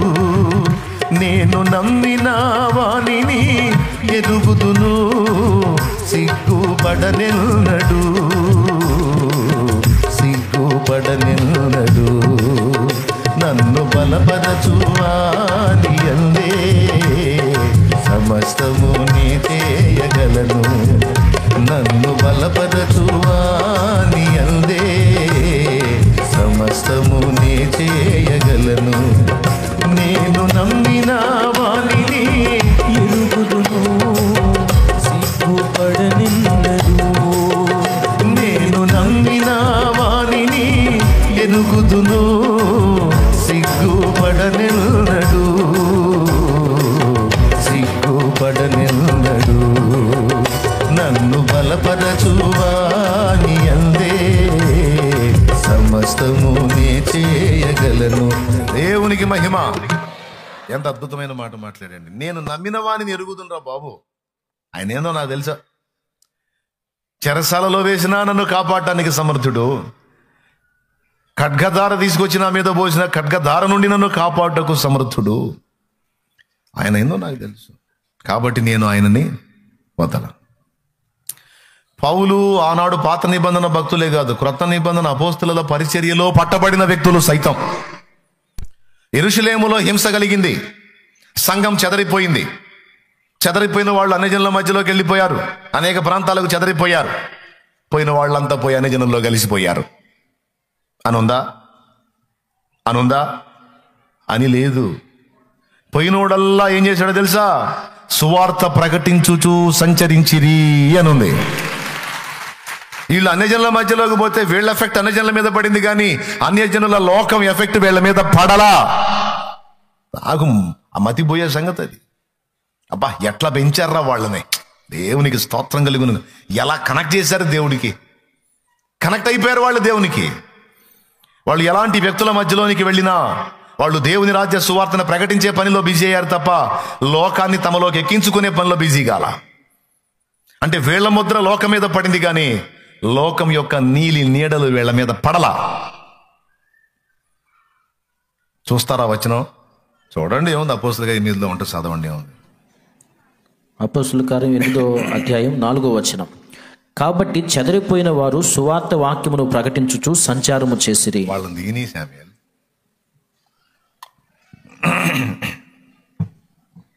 కాబట్టి చెదరిపోయిన వారు లోకస్తులతో కలిసి లోకంలో కలిసిపోయి అని లేదు. మనలో కొంతమంది ఉన్నారు, వీళ్ళు చెదరిపోయి లోకస్తుల మధ్యలోకి పోతే ఇక వాళ్ళతో పాటు ఇక అంతే సంగతులు. కానీ ఆనాడు పెంచబడిన వాళ్ళు, అపోస్తలుల ద్వారా పెంచబడిన వాళ్ళు అట్ట లేరు. వారు ఎలాంటి వ్యక్తుల మధ్యలోకి వెళ్ళినా వీళ్ళ ఎఫెక్ట్ వాళ్ళ మీద పట్టం తప్ప వాళ్ళ ఎఫెక్ట్ వీళ్ళ మీద ఎట్టి పరిస్థితిలో పడలేదు, పడనీయలేదు. ఎందుకంటే వీళ్ళు ఖాళీగా లేరు. వీళ్ళు దేవునితో అనుసంధానమై ఉన్నారు. వీళ్ళు దేవునితో అంటూ కట్టబడి ఉన్నారు. వీళ్ళు దేవునితో సహవాసం చేస్తూ ఉన్నారు. అపోస్తలుల నుంచి దూరం అయ్యారు, కానీ దేవుడి నుంచి దూరం కాలా. అది గొప్ప విషయం. అది నేను చెబుతుంది. ఏమండి, కొంతమంది ఇక్కడ నుంచి వేరే ఊళ్ళు వెళ్ళిపోతారు. వెళ్ళిపోయి వాళ్ళ దరిద్రాన్ని ఎక్కించుకొని వస్తారు. వాళ్ళ ఆచారాలని, వాళ్ళ అలవాట్లని ఎక్కించుకొని వస్తారు. అంటే మరి దూరం పోయినప్పుడు ఆ మాత్రం ఎక్కించుకోవాలి కదా అనుకుంటారా? ఏం పాటో నాకు తెలియచావు. ఏమండి, ఇంగ్లీషు చదవక ముందు ఒకడు కాకరకాయలు అన్నాడంట. తర్వాత యూనివర్సిటీకి వెళ్ళి చదివి వచ్చిన తర్వాత అదే షాప్కి వెళ్ళి కేకరకాయలు అన్నాడంట. అదేంటంటే అంతకుముందు చదవక ముందు కాకరకాయని పిలిచావు, చదివి వచ్చిన తర్వాత కేకరకాయ అంటున్నావు ఏంటంటే మరి చదివినప్పుడు ఆ మాత్రం మార్పు రాదా అయ్యిందన్నాడంట. చదవక ముందు కాకరకాయే. ఇప్పుడు నేను చదివి వచ్చాను కాబట్టి చదివి వచ్చిన తర్వాత కూడా కాకరకాయ అంటే అట్టా కేకరకాయ అన్నట్టు కొంతమంది చక్కగా భక్తిలో పెంచబడి ఆత్మీయతలో ఎదిగి పరిశుద్ధాత్మను పొందుకొని ప్రార్థన అనుభవంలో, వాక్యపు అనుభవంలో, పరిశుద్ధ జీవితంలో, లోతైన ఆత్మీయ అనుభవంలో ఎదిగి ఏదో అనుకోని పరిస్థితుల్లో ఏదన్నా లోకస్తుల మధ్యలోకి వెళితే ఇక్కడ ఉన్నంతసేపు కాకరకాయే. ఇక్కడ నుంచి ఆడికి పోయి వాళ్ళ సావాసం పోయి వాళ్ళల్లో కలిసి వచ్చిన తర్వాత మళ్ళీ మనకు కనపడితే కేకరకాయ అంటుంటాడు. ఊరు ఇక్కడ ఉన్నప్పుడు నువ్వు కాకరకాయలోనే ఉన్నావు కదా అంటే అక్కడికి పోయా కదన్నయ్య, అక్కడ పోయిన కాడ నుంచి అంతా కేకరకాయ అయిపోయింది అన్నయ్య అంటుంటాడు. అంటే మీకు అర్థమైందని నేను చెప్పింది? మరి వాళ్ళు కేకరకాయలు అంటే నువ్వు కేకరకాయ ఎక్కించుకొని రావద్దు. మరి కేకరకాయ కాదురా, అది కాకరకాయ అని నువ్వు నేర్పాలి. వాళ్ళకి రూట్ ఏందో నేర్పాలి, భక్తి ఏందో నేర్పాలి, ఆత్మీయత ఏందో నేర్పాలి. అంతేగాని వాళ్ళ భ్రష్టత్వాన్ని ఎక్కించుకొని రాకూడదు. ఈరోజు కొంతమందిని చూస్తా ఉన్నాను, ఆ ఊరు జీవనోపాధి కోసం వెళ్ళి ఆ లోకంలో కలిసిపోతా ఉన్న వ్యక్తులు కనపడుతున్నారు. అలా జరగకూడదు. అలా జరగకుండా ఉండాలి అంటే నువ్వు నీ దేవుడిని ఎరిగి ఉండాలి, దేవునితో అనుబంధాన్ని కొనసాగిస్తూ ఉండాలి. పర్సనల్గా, వ్యక్తిగతంగా దేవునితో అలాంటి సంబంధం ఎవరైతే ఏర్పరచుకుంటారో వాళ్ళకి ఇక చలనం ఉండదు. వాళ్ళు ఏ పట్టణంలో ఉన్నా వాళ్ళ దేహము అనే పట్టణంలో యెహోవా గాని రాజుగా ఉన్నట్టయితే వాళ్ళు ఇక చెదరరు. ఇది మొదటి విషయం. నేను మీ నుంచి ఆశిస్తున్నాను ఈ సంగతి. ఈ కూటం అయిపోయిన తర్వాత ఎవరిళ్ళకు వాళ్ళు వెళ్ళిపోతారు. కొంతమంది ఇంట్రెస్ట్తో రెండవ కూటానికి కూడా కూర్చోవచ్చు, నాకు తెలియదు. లేదా మొత్తం వెళ్ళొచ్చు, రెండో ఆరాధనకు వచ్చేవాళ్ళు రావచ్చు. లేదు 2 ఆరాధనలకు ఉన్నా 3 ఆరాధనలకు ఉన్నా నువ్వు తర్వాత వెళ్ళిన తర్వాత ఇక 6 రోజులు లోకంలో, అన్ని జనుల మధ్యలో, ఆ పనుల్లో, ఆ పని పాటలంతా వాళ్ళ మధ్యలో ఉంటావు. ఎక్కడున్నా ఇప్పుడు నేను అందుబాటులో ఉన్నప్పుడు నా ముందు అనుకో హల్లెలూయా స్తోత్రం అనుకుంటా, అసలు నన్ను మామూలు గ్యాంబ్లింగ్ చేయరు. అస్సలు అబ్బో నాయన అబ్బా నా బిడ్డలు ఎంత భక్తులరా బాబు, తిరుగులేదు నాకు అనిపిస్తారు. ఇదే అనుభవం నిజంగా 6 రోజుల జీవితంలో కూడా ఉంటే ఎంత బాగుండు. ఉంటది, అందరికి కూడా, కొందరికి ఉంటది. ఎవరైతే దేవునితో వ్యక్తిగత అనుబంధం ఏర్పరచుకున్నారో, ఆయన ఎరుగున్నారో వాళ్ళకు ఉంటుంది. వాళ్ళు ఎలాంటి వ్యక్తుల మధ్యలోకి వెళ్ళినా వాళ్ళు నిప్పులాగే ఉంటారు. ఎలాంటి లోకస్తుల మధ్యలోకి వెళ్ళని, చెడిపోయిన వాళ్ళ మధ్యలోకి వెళ్ళని, పాపుల మధ్యలోకి వెళ్ళని, ఎలాంటి వ్యక్తుల మధ్యలోకి వెళ్ళని వాళ్ళు తమను తాము భద్రం చేసుకుంటారు, తమను తాము కాపాడుకుంటారు. 3 విషయాలు చెప్తాను. మొట్టమొదటిది, ఆయనను ఎరుగుట ద్వారా ఆయనతో అనుబంధం సాధ్యమైంది. 3 ఎక్కువ మ్యాటర్ చెప్పను, ఎందుకంటే ఈరోజు మొత్తం 3 పనులు ఉన్నాయి కాబట్టి మొదటి పని స్టార్ట్ అయింది, ఇంక 2 పనులు ఉన్నాయి అందుకని సింపుల్గా కొట్టా తెచ్చా 3. మొట్టమొదటిది, ఆయనతో అనుబంధాన్ని మనం మెయింటైన్ చేయాలంటే మొట్టమొదటిది ఏంటి? ఆయనను ఎరిగి ఉండాలి.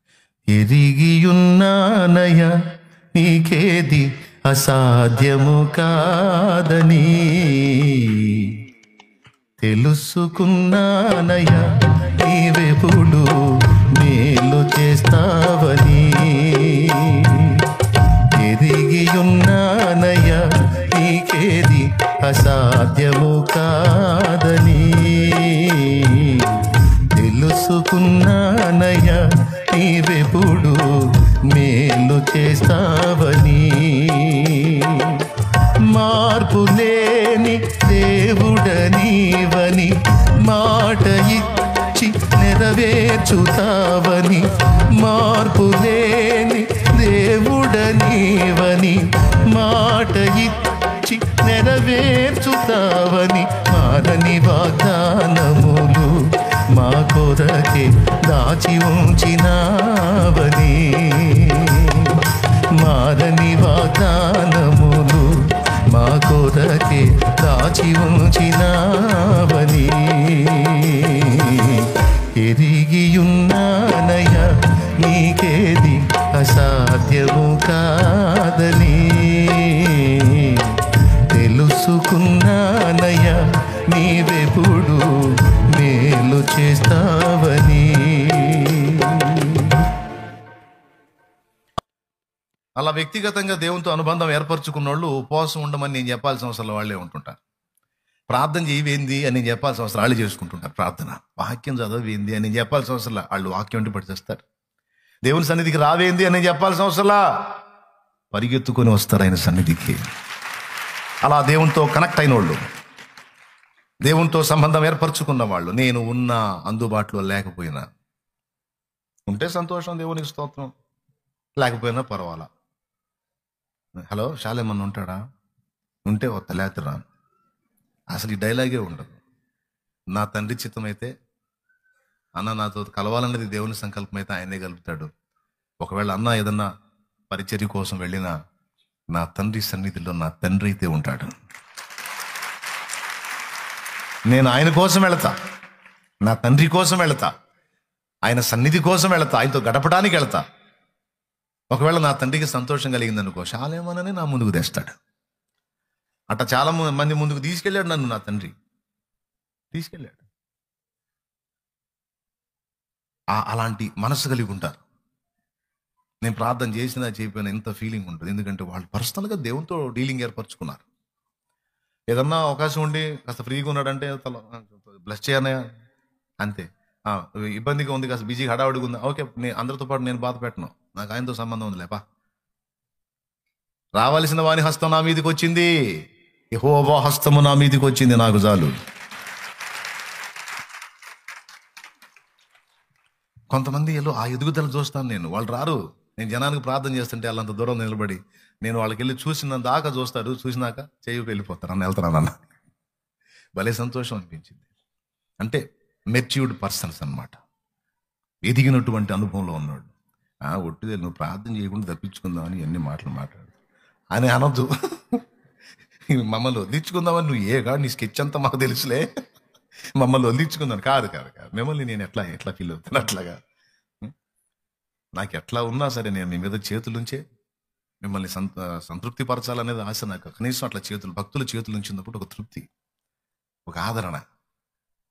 నాకు ఉంటుంది. పెద్దలు దైవజనులు నాకంటే వయసులో పెద్దోళ్ళు సేవకులు నా కళ్ళ ముందు కనపడ్డప్పుడు ఇక వాళ్ళు నాకు ఛాన్స్ ఉంటే ప్రార్థన చేయండి అని పోతా.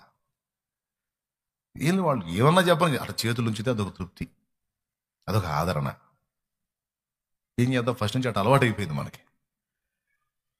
ఒకవేళ ఆ స్థితిలో లేకపోతే నేను ఇబ్బంది పడ్డాను. ఒక దైవజనుడిని కలుసుకోవడానికి అవసాన దశలో ఉన్నాడు ఆయన. ఆయన కోసం 2 సార్లు వెళ్ళి చాలాసేపు వెయిట్ చేశాను, కుదరలా.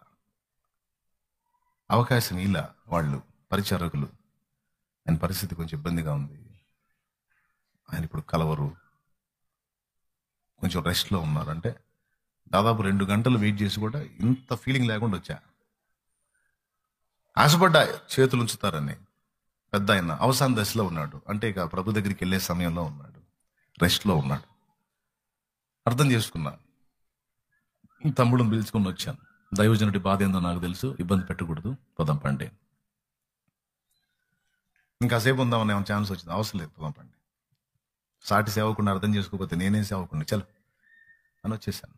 తర్వాత ఆయన ప్రభు దగ్గరికి వెళ్ళిపోయాడు.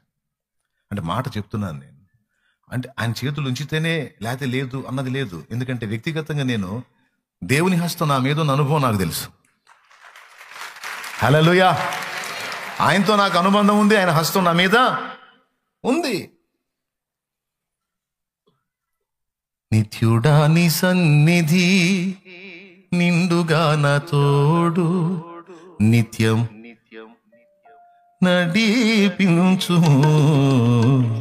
నడిపించు. ఆ పాటలో ఉంటుంది, నీ కుడి చేయి నా తల కింద. పరమగీతంలో మాట నా పాటలో పెట్టారు. తల కిందేగా తల మీద కూడా ఉంది. నీ మీద ఉంటుంది, నా మీద ఉంటుంది, మన అందరి మీద ఆయన హస్తం ఉంటుంది. కాబట్టి మీరందరూ కూడా దయచేసి ఈ ఉదయకాలం మీ మైండ్లో ఫ్రెష్గా ఉంటాయి, బాగా నిద్రపోయి లేచి వచ్చి ఉంటారు. అందుకని నిజంగా ఈ మాటలు మీ మనసులోకి ఎక్కనివ్వండి, రానివ్వండి. మీలో ఎవ్వడు తక్కువ ఉండకూడదు, ఎవ్వరు తక్కువ ఉండకూడదు. అందరూ దేవునితో అనుబంధం కలిగిన వారమై ఉండాలి. కఠినమైన అన్యజనుల మధ్యలో మనం బ్రతకాల్సి వచ్చినా సరే, ఆ అన్యజనుల మధ్యలో బలు రక్కసి చెట్ల మధ్య వల్లి పద్మము కనబడినట్లు స్త్రీలలో నా ప్రియురాలు కనబడుతున్నదన్నట్లుగా నీవు ఆ సాక్ష్యం పొందాలి. బలు రక్కసి వంటి వ్యక్తుల మధ్యలో నా కుమారుడు వల్లి పద్మలాగున్నాడు, నా కోసం ఉన్నాడు. నా కుమారుడు నిప్పులాగున్నాడు, నీతిగా ఉన్నాడు, పరిశుద్ధత కలిగి ఉన్నాడు, పరిశుద్ధుడై ఉన్నాడు, ప్రార్థనా పరుడై ఉన్నాడు, ఆత్మీయుడై ఉన్నాడు, రోషము గలవాడై ఉన్నాడు. వాడు నాకు సాక్షిగా ఉన్నాడు, ఆమె నాకు సాక్షిగా ఉంది. నా కుమార్తె అనాలి, నా కుమారుడు అనాలి. బలు రక్కసి చెట్లలో వల్లి పద్మము కనబడినట్లు నా కుమార్తె కనపడుతుంది. వాళ్ళ మధ్యలో నిప్పులాగా నా కోసం నిలబడింది నా బిడ్డ అనాలి యేసయ్య. బలు రక్కసి చెట్ల మధ్య వల్లి పద్మము వలె నా కుమారుడు ఉన్నాడు. వాని చుట్టూ ఉన్న వాళ్ళు లోకస్తులే, అయినా నా బిడ్డ నా పక్షంగా ఉన్నాడు, నాతో అంటు కట్టుబడి ఉన్నాడు, రోషంగా ఉన్నాడు. ముచ్చట పడాలి. మర్చిపోవద్దు. ఇది నంబర్ 1. నంబర్ 2, దేవుని ఎరుగుట ద్వారా సహవాసంలో మనం కొనసాగలం, ఆయనతో సహవాసంలో.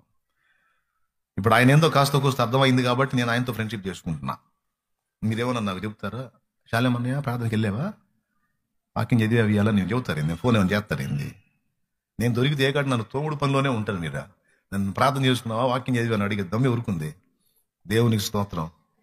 ఆయన మీ చేత నేను ఎందుకు చెప్పించుకుంటాను, మీకు చెప్పేవాడిని. నేను ముందే వెళ్ళిపోయి లైన్లో ఉంటాను. ఇప్పుడంటే ఉంటావులే, పని చేసుకునేటప్పుడు ఉన్నావా అయింది, వ్యాపారం చేసేటప్పుడు ఉన్నావా అయింది అంటే ఇంకా విచిత్రమైన విషయం చెప్పను, అప్పుడు ఇంకా ఎక్కువ ఉన్నా. ఇప్పుడే జనాల దెబ్బకి అంతగా ఉండట్లేదు, కానీ ఏది తోటకు పోతే ఆడుంటున్నారు, ఆడికి పోయినా ఆడుంటున్నారు, రెడీగా ఉంటున్నారు. అక్కడ లేడా, అంజనే దగ్గర లేడా, అట్టయితే తోటలో ఉంటాడు బా. ఇప్పుడే కొంచెం కష్టమైపోయింది. శుభ్రంగా జీవనోపాధి చేసుకునేటప్పుడు ఆ వర్క్ ఏదో చేసుకోవటం, ఆ వ్యాపారం ఏదో చేసుకోవటం, ప్రశాంతంగా రావటం, ఇక పోయి పరిశుద్ధులతో కూర్చోవటం. మన బంధము అనుబంధము, మన బంధము అనుబంధము విడదీయగలరా ఎవరైనను, మరి ఏదైనను విడదీయగలరా ఎవరైనను, మరి ఏదైనను. రాజా జగమెరిగిన నా యేసు రాజా, రాజా జగమెరిగిన నా యేసు రాజా. రాగాలలో అనురాగాలు కురిపించిన మన బంధము, అనుబంధము, మన బంధము, అనుబంధము. విడదీయగలరా ఎవరైనను మరి ఏదైనను, విడదీయగలరా ఎవరైనను మరి ఏదైనను. రాజా జగమెరిగిన నా యేసు రాజా. దేవుని ఆ కిరాణా షాపులో బ్రదర్ కూర్చున్నాడు. ఆ వీడియో ఇదా చిన్నోడా శుభ్రంగా ఏం పని చేస్తున్నాడు చూడండి. అది షాపులో కూర్చున్నాడు, దేవునిలో ఆరాధిస్తూ ఉన్నాడు. అంటే ఎక్కడున్నా, ఏ పని చేస్తున్నా, ఏ స్థితిలో ఉన్నా అతని ప్రపంచం దేవుడే, ఆయన ప్రపంచం దేవుడే, ఆయన ప్రాణం. అలాగ దేవునితో అనుబంధం ఏర్పరచుకున్న చెడగొట్టడానికి ఎవరి వల్ల అయిద్దండి? థ్యాంక్ యూ బ్రదర్, నువ్వు అంతే కంటిన్యూ చేయి. God bless you. రైట్. ఇప్పుడు మీరు చూసారుగా ఆయన ఏ ఊర్లో ఉన్నాడు, ఏ ప్రదేశంలో నాకైతే తెలియదు. లైవ్లో జూమ్లోకి అందుబాటులోకి వచ్చాడు. ఇంకా సేపట్లో ఆ షాప్ మూసేసి మళ్ళీ ఆరాధనకి వెళ్ళిపోతాడు పాపం. కానీ అప్పటిదాకా నేను టైం ఎందుకు పోనీయాలి, చక్కగా వాక్యం వచ్చింది, శాలేమన్నా మాట్లాడుతూ ఉంటాడు దేవుని ఆత్మ ద్వారా, నేను వినాలని చక్కగా లైవ్ పెట్టినాడు, షాప్లో కూర్చున్నాడు. ఎక్కడున్నా, ఏ పనిలో ఉన్నా మన బంధము, అనుబంధము. విడదీయగలరా ఎవరైనను ఏ షాపైనను, విడదీయగలరా ఎవరైనను ఏ పని అయినను, విడదీయగలరా ఎవరైనను ఏ జాబైనను. రాజా జగమెరిగిన నా యేసు రాజా, రాజా జగమెరిగిన నా యేసు రాజా.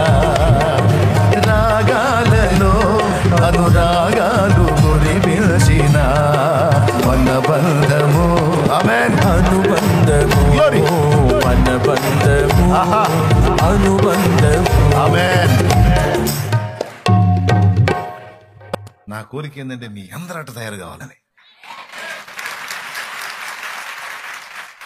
మన ఐస్ క్రీమ్ బదులు బండ్లు వేసుకొని పోతుంటారు, ఐస్ క్రీమ్ అమ్ముతా. ఎప్పుడన్నా చూడు శుభ్రంగా వాక్యం పెట్టుకొని ఇంటా పోతారు. ఎవడన్నా ఎన్ని వినకపో నాకన్నా నేను ఇంటాగా. నేను నమ్ముతున్నాను, ఐస్ క్రీమ్ అమ్మి చివరికి సేవకుడు అవుతాడు. ఐస్ క్రీమ్ అమ్మి సేవకుడు ఎట్ట అవుతాడంటే ఐస్ క్రీమ్ బండ్లు అది పెట్టుకొని శుభ్రంగా ఇంకుంటా పోతాడు. ఆ వాక్యం ఏం చేసింది? లోపల పనిచేసింది. పనిచేసి ఏం చేసింది? వ్యక్తిని పరిపూర్ణునిగా చేసింది. పరిపూర్ణుడైన వాడు ఆత్మను రక్షించడం మొదలు పెడతాడు, ఆత్మలను కట్టడం మొదలు పెడతాడు, జీవితాలను నిలబెట్టడం మొదలు పెడతాడు, దేవుని పని చేయటం మొదలు పెడతాడు. ఎందుకంటే అదే ప్రపంచం. ఆయన పాటలు, ఆయన మాటలు, ఆయన పాటలు, ఆయన మాటలు. కొంతమంది బయట వాళ్ళు ఇబ్బంది పడతారు, శుభ్రంగా చెవుల్లో పెట్టుకుంటారు. మీరు శుభ్రంగా వినుకుంటా కారు నడిపేవాళ్ళు ఆటని వాళ్ళ ఇష్టం. ఇక దేవుని మాట, దేవుని పాట, దేవుని ధ్యాస, దేవుడే లోకం. అలా బ్రతికిన వాళ్ళు బలురక్కసి చెట్ల మధ్య వల్లి పద్మాలు. వాళ్ళకి తిరుగుండదేక. ఇది మొదటిది. నువ్వు కట్టగొట్ట తెచ్చానని చెప్పి చెబుతానన్నా మళ్ళీ మొదలుపెట్టి ప్రసంగం చేస్తా ఉన్నావు అనకండి. ఫస్ట్ పాయింట్ అయిపోయింది. ఆయనను ఎరుగుట. ఓకే. రెండవది ఆయన స్వరమును ఎరుగుట.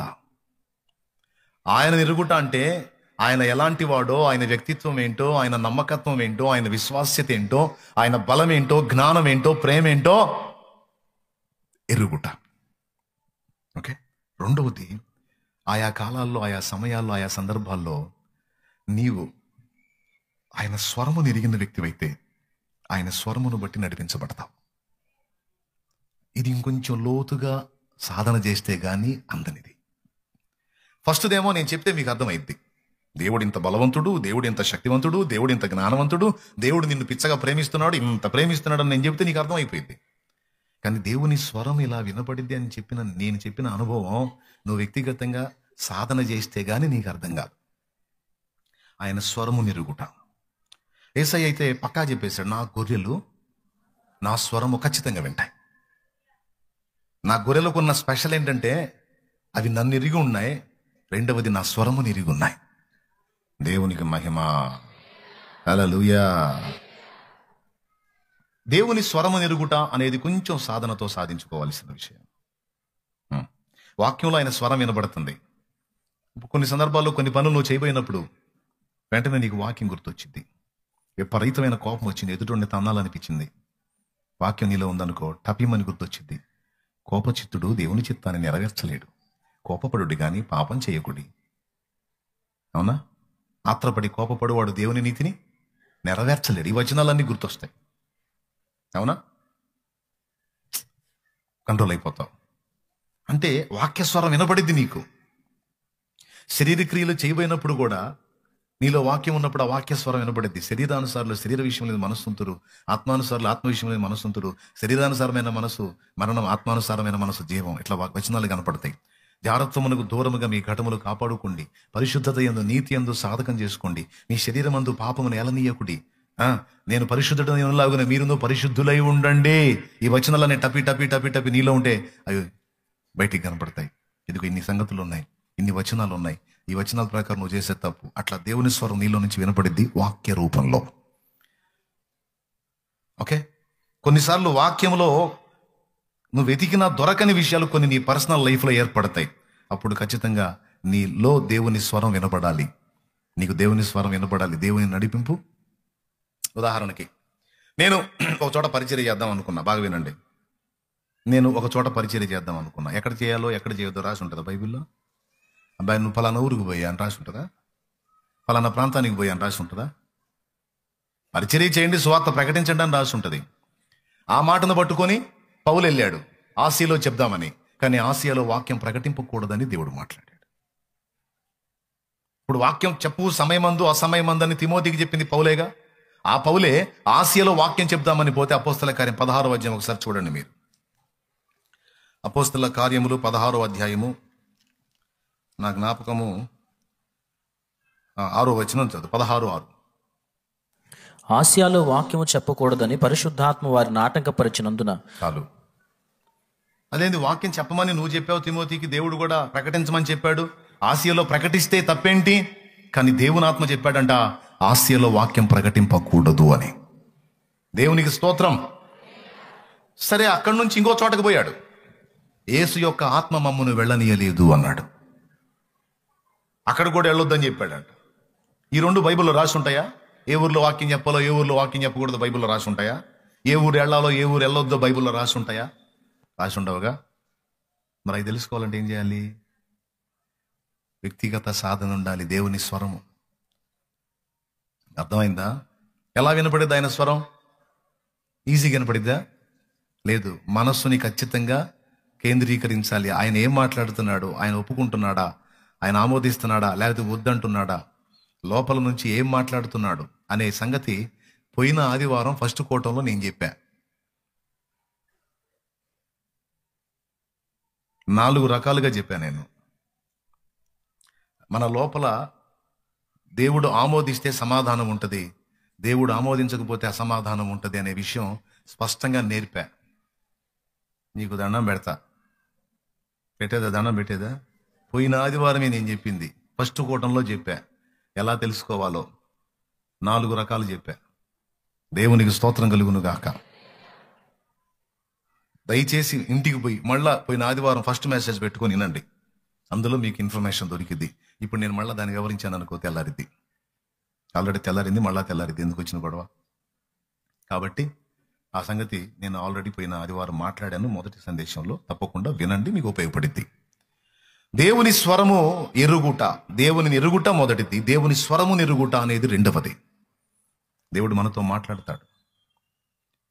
గతంలో ఆ అంశం కూడా చెప్పాను. కలల ద్వారా మాట్లాడతాడు, దర్శనం ద్వారా మాట్లాడతాడు, ప్రవచనం ద్వారా మాట్లాడతాడు, డైరెక్ట్గా స్వరము ద్వారా మాట్లాడతాడు, పరిస్థితుల ద్వారా మాట్లాడతాడు, లోపల సమాధానం అసమాధానాన్ని వెల్లడి చేస్తూ మాట్లాడతాడు. ఏమండి? రకరకాలుగా దేవుడు మాట్లాడతాడు. ఎన్ని రకాలుగా మాట్లాడతాడో ఆ సంగతులన్నీ వివరంగా ఒక అంశం చెప్పాను. అది నెట్లో సెర్చ్ చేస్తే దొరికింది మీకు. అర్థమైందా? తెలుసుకోండి. దేవునిని ఎరిగి ఉండాలి, దేవుని స్వరమును కూడా ఎరిగి ఉండాలి. ఆయన స్వరం ఈజీగా వినబడిద్దా? నో. ఆ స్వరం వినున్నట్లు మనస్సుని ఆయన వైపు కేంద్రీకరించాలి.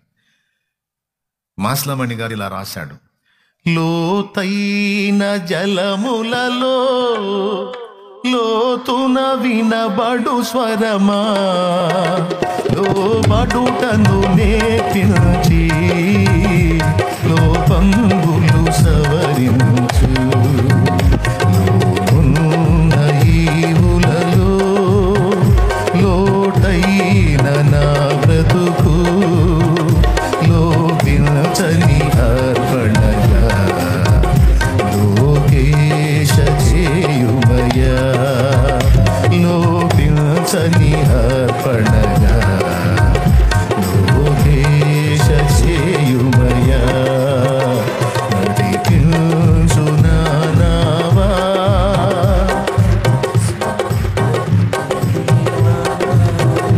నవ జీవన మార్గమున నా చిత్తదరింపా. నడిపించు నా నావా. హల్లెలూయా. పౌలు గారితో ఓడలో ప్రయాణం చేసేటప్పుడు దేవుడు ఆయన ప్రేరణ ద్వారా మాట్లాడతాడు. ఈ సమాధానం అసమాధానం అన్నాను చూడు. ప్రభు చిత్తం మనం చేస్తే సమాధానం ఉంటుంది, ప్రభు చిత్తానికి భిన్నంగా వెళ్తే లోపల అసమాధానం ఉంటుందని క్లియర్గా పోయిన వారం చెప్పాను. అది తప్పకుండా వినండి. పౌలు గారు ఏమంటాడంటే ఓడ ప్రయాణం జరుగుతూ ఉంటుంది. ఆ మాట ఒకసారి అపోస్తల కార్యం 27వ అధ్యాయం, అపోస్తల కార్యం 27వ అధ్యాయం 9వ వచనం నుంచి చూడండి. చాలా కాలమైన తరువాత ఉపవాస దినము కూడా అప్పటికి గతించినందున, అపోస్తలుల కార్యంలో 27:9. చాలా కాలమైన తరువాత ఉపవాస దినము కూడా అప్పటికి గతించినందున ప్రయాణం చేయుట అపాయకరమై ఉండెను. అప్పుడు పౌలు, అయ్యలారా, ఈ ప్రయాణం వలన సరుకులకును ఓడకును మాత్రమే కాక మన ప్రాణములకు కూడా హానియు బహు నష్టమును కలుగునట్లు నాకు తోచుచున్నదని చెప్పి వారిని హెచ్చరించెను. మీరు ఇప్పుడు తీసుకున్న నిర్ణయం, మీరు వెళ్ళాలనుకున్న రూట్లో ఓడకి సరుకులకే కాదు మన ప్రాణాలు కూడా ప్రమాదం ఉండే అవకాశం ఉందని ఆయన అంతరంగంలో దైవ ప్రేరణ పొందిన వాడే హెచ్చరించాడు. అయితే చూడండి, వాళ్ళు మామూలు కాదుగా, మిడిమేళ దుంపలు. ఒకటి చెప్పినా వినడో వెనకనే ఒక దారి అయ్యేది. చెప్పాడు పౌలు గారు, చెప్పాడు వాళ్ళకి, చెప్పాడు బై డేంజర్ రా, మీరు వెళ్ళాలనుకుంటున్న మార్గం మంచిది కాదు, నాకు ప్రేరణ కలుగుతుంది వద్దన్నాడు. వాళ్ళు ఎలా చూడు. ఆయనను శతాధిపతి పౌలు చెప్పినది నమ్మక నావికుడును ఓడ యజమానును చెప్పినదే నమ్మెను. మరియు శీతాకాలము గడుపుటకు ఆ రేవు అనుకూలమైనది కానందున అక్కడ నుండి బయలుదేరి ఒకవేళ శక్యమైతే ఫినిక్సునకు చేరి అక్కడ శీతాకాలము గడపవలనని ఎక్కువ మంది ఆలోచన చెప్పిరి. అది నైరుతి వాయువేదికుల తట్టున పెనుగాలి క్రేతు మీద నుండి విసరను, దానిలో ఓడ చిక్కుకొని గాలికి ఎదురు నడవలేకపోయినందున ఎదురు నడిపించుట మాని గాలికి కొట్టుకొని పోతిని. ఈ గతి పట్టిద్దని ముందే చెప్పాడు. తర్వాత అది బద్దలు కూడా అయిపోయింది, చదివితే టైం పట్టిదిలే, ఇంటికి పోయినాక మీరు చదువుకోండి. ముందు చెప్తాడు, దైవస్వరం విని బాబా ఇట్లా చెప్తున్నాడు దేవుడు, నాకు ప్రేరణ కలుగుతుంది, మీరు అనుకుంటున్న రూట్లో మంచిది కాదు, ప్రమాదంలో పడతామని పౌలు చెప్తాడు. వీళ్ళు వినరే.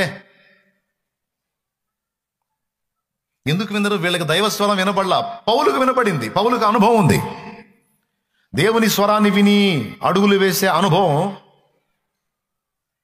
పౌలుకుంది, వీళ్ళకి లేదు. ఉన్నోడు చెబితే వీళ్ళు ఇన్ని చావట, ఏం చేద్దాం, చివరికి పీకల మీదకి తెచ్చుకుంటారు.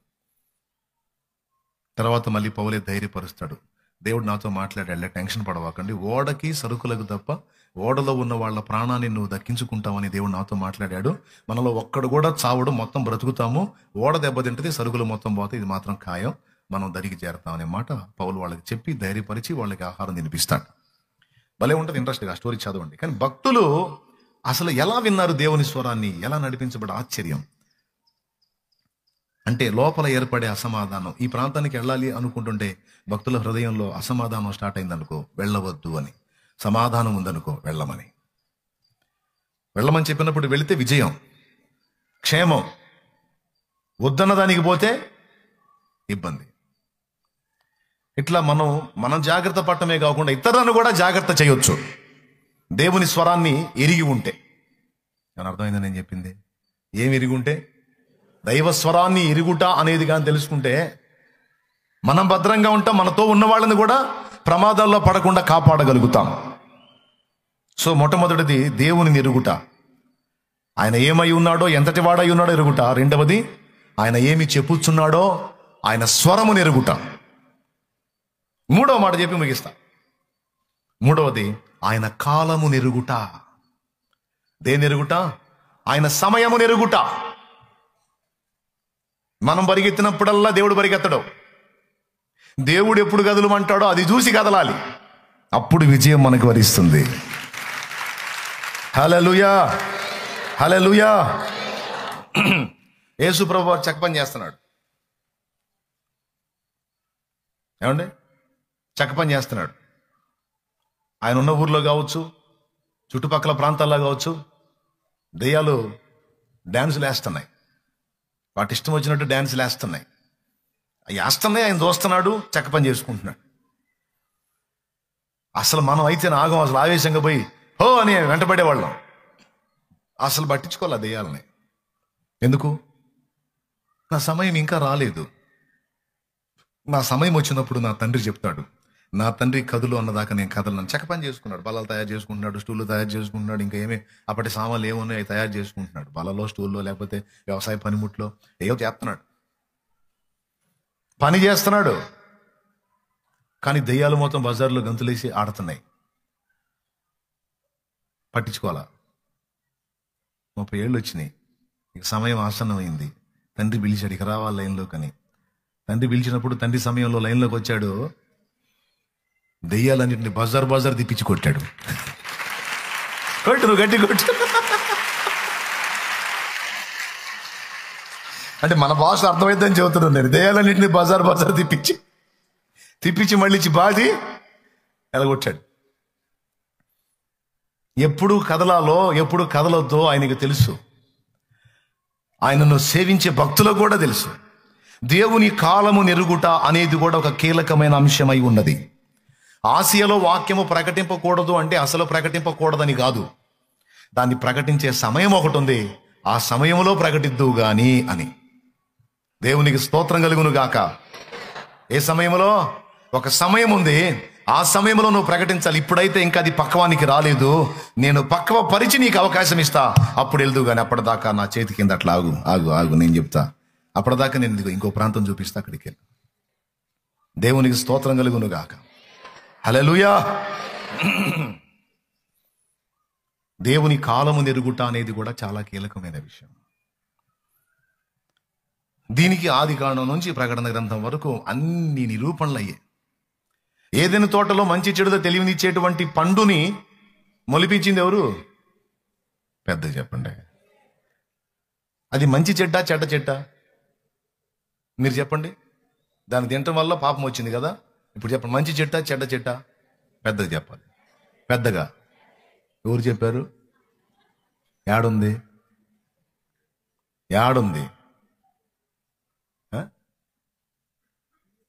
దేవుడు తాను చేసినది యావత్తూ చూచినప్పుడు అది మంచిదిగా నుండెను అన్నాడు. అందులో మంచి చెడులో తెలియనిచ్చే చెట్టు కూడా ఉందిగా. దేవునికి స్తోత్రం. ఒకవేళ చెడ్డదాన్ని ఆయనే మొలిపిస్తే అప్పుడు చెడు ఆయన చేసినట్టు, దాదాం చేసినట్టు కాదు. మీరు ఆలోచిస్తారేంది? ఆవేశంగా డింగిమని పలికెత్తారేంది? నేను 3 సార్లు అడిగినా కూడా మీకు అనుమానం రావట్లేదా? అది చెడ్డ చెట్టు కాదు, మంచి చెట్టే. జీవవృక్ష ఫలం మంచిదే, మంచి చెడులో తెలివినిచ్చే ఫలం కూడా మంచిదే. అయితే అది కూడా వీళ్ళ కోసమే మొలిపించాడు ఆయన. జీవవృక్ష ఫలం వీళ్ళ కోసమే, మంచి చెడులో తెలివినిచ్చే ఫలం కూడా వీళ్ళ కోసమే. అయితే ఏం చెప్పాడంటే అది తినొద్దు అన్నాడు. అంటే దాని అర్థం ఏంటంటే ఇప్పుడు తినొద్దు, ఒక సమయం ఉంటుంది, ఆ సమయం వచ్చినప్పుడు నేనే నీకు పిలిచి ఆ కాయలు ఇస్తా. అంటే ఏం చెప్పాడో తెలుసా? అది తిను దినమున నిశ్చయముగా నీవు చచ్చెదవు. మరి చావకుండా ఉండాలంటే ఏం తినాలి ముందు నువ్వు? ఆ మాటలోనే చెప్పాడు. అది తింటే చావు వచ్చింది. అంటే ఇప్పుడు ఆదాం ఏం ఆలోచించాలి? చావు రాకుండా ఉండాలంటే ముందు జీవవృక్ష ఫలం తినాలి. జీవవృక్ష ఫలం తిని అది తింటే చావను. సింపుల్. హవ్వ కూడా ఆ పనే చేసేది ఉండే. సైతాను కూడా వాడు మోసం చూడు, వాడు జీవవృక్ష ఫలం దృష్టికి పోనీయకుండా, వాళ్ళ దృష్టి అటు పోనీయకుండా ఈ మంచి చెడు చెల్లి పండుకెళ్ళి పోనిచ్చాడు. ఎందుకంటే చావాలి వీళ్ళకి మరణం రావాలి, వీళ్ళు పాపం చేయాలని తొందర పెట్టాడు వాళ్ళని. దేవుడు ఏమన్నాడు? దేవుడు నిదానించాడు. అది తినొద్దు అన్నాడు. ఎందుకు? అది తినే సమయం ఒకటి ఉంటుంది. ఎప్పుడు ఆ సమయం అంటే నువ్వు జీవవృక్ష ఫలాన్ని కానీ కోసుకొని తిన్నట్టయితే, అబ్బాయి జీవవృక్ష ఫలం తిన్నావు గనక ఇక నువ్వు నీ భార్య నిరంతరం జీవిస్తారు. కాబట్టి ఇక నీకు మంచి చెడుల జ్ఞానం కూడా కావాలని ఆ పండుని ఈయన ఇచ్చేవాడు. ఎవరు ఇచ్చేవాళ్ళు? దేవుడే కోసి ఇచ్చాడు. తినండే కానీ పర్మిషన్ ఇచ్చేవాడు. ఏం చేద్దాం? ఆ దడమోకంది చేసింది ఈ పని అంతా. దేవునికి స్తోత్రం. ఏం దడ? కొంతమందికి అదే తపన. ఏమండి, యూట్యూబ్లో చూసి గాడిదల వ్యాపారం పెట్టారంట. పాపం గాడిదల వ్యాపారం. లీటర్ 1650 రూపాయలు, 1680 రూపాయలు లీటర్ గాడిద పాలు. వాళ్ళే గాడిదలు సప్లై చేస్తారు, పాలు కూడా వాళ్ళే తీసుకెళ్తారు. లక్షలు కుప్పలు అనేసరికి పాపం ఎగబడ్డారు అమాయకులు. వాళ్ళు రాత్రి వాళ్ళ వీడియో ఒకటి వచ్చి చూస్తే ఆ న్యూస్లో పాపం చాలా రోజుల నుంచి ఇబ్బంది పడుతున్నారు. నా కంటికి రాత్రి వచ్చింది అది. వాళ్ళ స్టోరీ వింటే కాస్త నవ్వు వచ్చింది, బాగా బాధ కూడా కలిగింది. ఒకడు కింద కామెంట్ పెట్టాడు, వాడు గాడిదల వ్యాపారం మొత్తాన్ని గాడిదలు చేశాడు. కానీ ఎంత పెట్టుబడులు తెలుసా? 70 లక్షలు, 80 లక్షలు, ₹1,00,00,000 పెట్టుబడులు పెట్టారంట. పెద్ద పెద్ద షెడ్లు, ఈ పాలు స్టాక్ చేయడానికి ఏసీ, ఒక్కొక్కడు 50 గాడిదలు. ఆ 50 గాడిదలు మేపటానికి, వాటిని కడగటానికి కింద ఫ్లోరింగు, వాటి పాలు పిండేటప్పుడు గ్లౌజులు, అస్సలు అన్ని సిస్టమ్ పెట్టించి వాడు ఇన్ని పెట్టుబడులు పెట్టించి వాడు ఇచ్చింది ఏందంటే ఒక్కొక్కడికి 50 గాడిదలు. మామూలుగా గాడిద 10,000 అయితే వాళ్ళ దగ్గర గాడిదకి 60,000 తీసుకున్నాడు అంట వాడు. ఒక గాడిద ఒకదానికి వచ్చి 50,000 ఎక్కువ తీసుకున్నాడు వాడు. తమిళనాడు తిరునల్వేలిలో ఉంటాడంట వాడు. యూట్యూబ్లో ప్రచారాలు విని, యూట్యూబ్లో పెట్టిన వీడియోలు చూసి మోసపోయి వాళ్ళు అగతి పెట్టారు. ఇప్పుడు ఏం చేశాడు? అందరికి గాడిదలు ఇచ్చాడు. ఒక్కొక్కళ్ళ దగ్గర 35 లక్షలు వసూలు చేశాడు. ఏదో 5 లక్షలు కూడా ఖరీదు కానీ వాటికి 35 లక్షలు వేశాడు. అంతేకాకుండా వాళ్ళ చేత పెట్టుబడులు పెట్టించి ఆ పిచ్చి పనులన్నీ చేపించి 70-80 లక్షలకు వాళ్ళని ముంచి రూపాయి డబ్బులు ఇలా వాళ్ళు పిండిన పాలు కూడా తీసుకొని పోయాడు. ఇప్పుడు వాళ్ళ షాప్ ఉంది. ఎందుకు చెప్తున్నాను ఇది నేను? ఏమో తపన, దడ, పోయి అని పరిగెత్తటం. ఆ యూట్యూబ్లో కనపడి చాలా వరకు చిటికల పందిర్లే. తొందరపడి నమ్మితే భయంకరమైన బకరాలు అవుతారు. మీరు కూడా చూస్తుంటారు, జాగ్రత్త. అందుకే చెబుతున్నాను నేను. దేవునికి స్తోత్రం, హల్లెలూయా.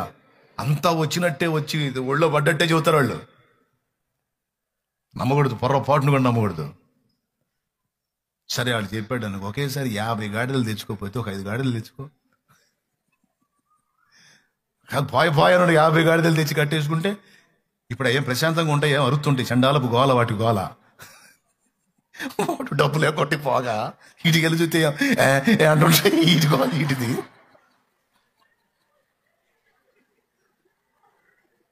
అలాగని వాటి దగ్గరికి పోయి ఏమన్నా చేద్దాం, ఎగిరి తంతాయి. అవి ఎక్కడ తంతాయి కూడా అర్థం కాదు. అవునా?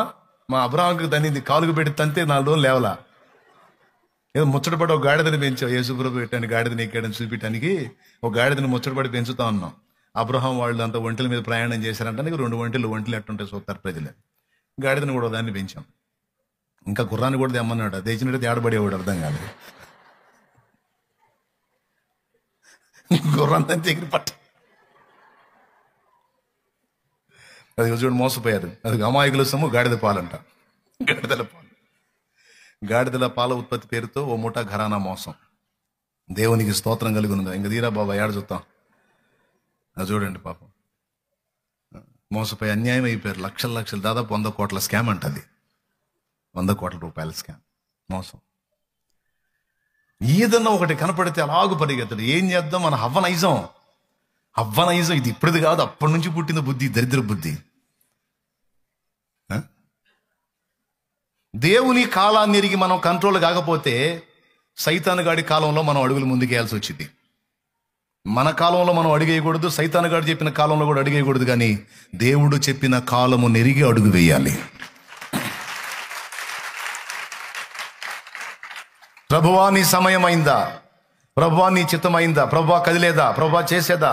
ప్రభువా ఈ సమయమందు నువ్వు ఈ కార్యం నెరవేరుస్తావా అంటే చెబుతాడు ఆయన. వెయిట్, ఆగు అనో, లేతే చలో అనో.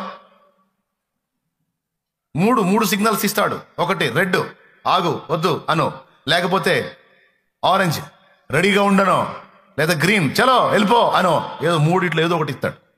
ఏది ఇవ్వకుండా ఉండడు. దేవుని కాలాన్ని తిరిగి అడుగులేయాలి. ఆవేశపడి వస్త్రములు ఏం చేయరాదు, చించుకొనరాదు. చించుకుంటే ఏమైంది? అమాయకుల సొమ్ము గాడిదల పాలైనట్టు అయింది. దేవునికి స్తోత్రం. మోసపోతాం పిల్లారా, మోసపోతాం. అందుకే తొందరపాటి అడుగులేయటం, అట్లా అడుగులేసి దెబ్బలు తిని అనుభవం వచ్చింది నాకు. అందుకే పక్కనున్న వాళ్ళు దడపడ్డ ఆగండ్రా స్వామి అంటా నేను. దడపడ ఆగండ్రా, ఎప్పుడు వెళ్ళాలో తెలుసు, ఎలా వెళ్ళాలో తెలుసు. ఆయనకి తెలుసు, నాకు కాదు, ఆయన తెలుసు. ఆయన కదలమన్నప్పుడు కదులుతా, అప్పుడు జరగాల్సిన పనులన్నీ ఆయనే చూసుకుంటాడని. ఆయన కదలమనేంత వరకు ఆయన బలీయమైన చేతి కింద దాగి ఉండటం నేర్చుకున్నా. అది నాకెంతో ప్లస్ అయింది. కాలము నెరుగుట, దేవునికి స్తోత్రం.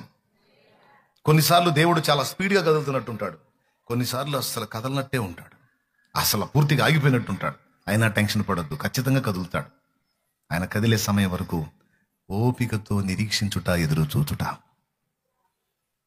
ఓకే, లాజరు రోగి అయి ఉన్నాడు అనే సంగతి కబురు వచ్చింది. కబురు వచ్చినప్పుడు వెంటనే వెళ్ళాలి యేసయ్య, కానీ వెళ్ళలా. ఇంకా కొన్ని రోజులు అక్కడే ఉన్నాడు.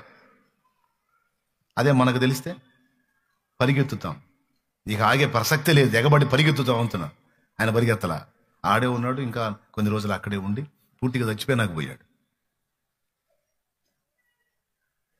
ఆయన కదిలినప్పుడు కదలటం, ఆయన ఆగినప్పుడు ఆగటం తన గొర్రెలకు తెలుసు. కాపరి కదిలితే కదులుతాయి, లేకపోతే గొర్రెలు చూడండి మళ్ళీ అయ్యి అసలు ఎంత ఇంకా అటు ఇటు బావుగా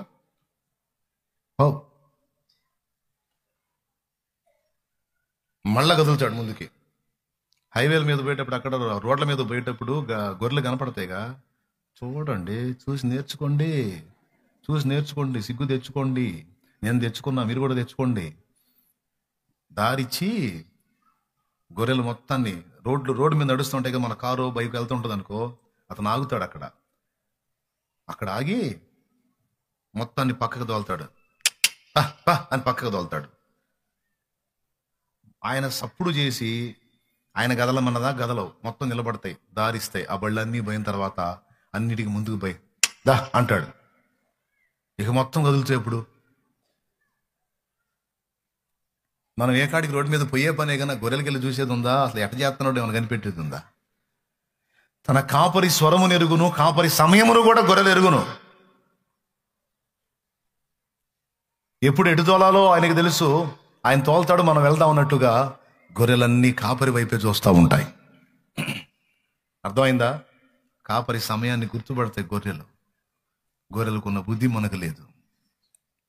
మన ప్రధాన కాపరి స్వరమును, సమయమును గుర్తుబట్టి మనం అడుగులు వేస్తే ఎంత దీవెన, ఎంత దీవెన. లాజరు రోగి అయి ఉన్నప్పుడు యేసు వెళ్ళినట్లయితే జస్ట్ రోగము స్వస్థత అనే మాట మాత్రమే వ్రాయబడి ఉండేది. రోగమును స్వస్థపరిచాడు, అందరితో పాటు లాజరు కూడా ఒకడన్నట్టుగా వచ్చేది సాక్ష్యం. కానీ ఆగి దేవుడు చెప్పిన సమయంలో యేసు కదిలాడు. అప్పటికి లాజరు చనిపోయాడు.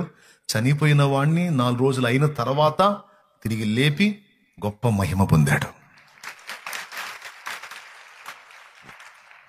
ఈరోజు మిమ్మల్ని అడుగుతున్నా, ఏ విషయంలోనైనా సరే తొందరపడుతున్నారా, దడపడుతున్నారా? జాగ్రత్త, ముఖం పగిలిద్ది. తొందరపడవాకండి, కొంచెం నిదానించండి. దేవుని ఆలోచనలను గుర్తుపట్టి దేవుడు చెప్పిన ప్రకారం కదలండి, సంయమనం పాటించండి. ఈ 3 ఎరిగి ఉండినట్లు జాగ్రత్త పడి. నంబర్ 1, ఆయన జ్ఞానవంతుడని, శక్తివంతుడని, పరిశుద్ధుడని, నీతిమంతుడని, సత్యవంతుడని, బలవంతుడని, ప్రేమ కలిగిన వాడని ఎరిగి ఉన్నావు. మంచిది. ఇంకా తెలుసుకో ఆయన గురించి, ఆయనను బాగుగా ఎరుగు. 2వది, ఆయన స్వరముని గుర్తుపట్టడం సాధన చేయి, ఆయన స్వరముని ఎరుగు. 3వది, ఆయన కాలముని ఎరుగు. ఏ కాలంలో నిన్ను దేవుడు త్వరపెడుతున్నాడో అది కాదు. ఇప్పుడు విజయవాడ పరిచర్య ఉంది, పోయి హడావుడి చేయొచ్చు, నేను చేయలే, కావాలని ఆగా నేను. కొంతమంది ఫోను, ఎందుకన్నా విజయవాడ ఆపారు, ఎందుకని విజయవాడ పెట్టొచ్చు కదా అని. ఓకే, తప్పకుండా మీ తపన అనిగిద్ది, నా తపన కూడా అనిగిద్ది. ఇప్పుడు కాదు, ఆయన సమయం వచ్చినప్పుడు. మరి అజయ్ని సిద్ధపరిచి, అవును సిద్ధపరిచి, ముందు ఒక రాయి వేశాను, అక్కడ స్పందన చూపించాడు దేవుడు. ఓకే, ఇప్పుడు ఇక నెక్స్ట్ వెళ్ళేటప్పుడు అలా కాదు, ఓ పద్ధతి ప్రకారం వెళ్ళాలి. అందుకని ఆగాను. ఆగి నేను నేను చేసేది నేను చేస్తున్నాను దేవుని కార్యం. నా సెర్చింగ్లో నేనున్నా, నా ప్రయత్నంలో నేనున్నాను. ఇదే ఒక చోటే కదా, ఎక్కడైనా, ఏ ఊరైనా, ఏ ప్రాంతమైనా, ఎప్పుడైనా దేవుడు కదిలిందాకా ఆగుతా. దేవుడు చెల్బేట అంటే అప్పుడు ముందుకెళ్తా. అలా వెళ్ళటం వల్ల ఎన్నో పొందుకున్నా నేను. అన్ని ఏదో తపనగా పరిగెత్తి మొహాలు పగల కొట్టుకున్న అనుభవాలు కూడా ఉన్నాయి.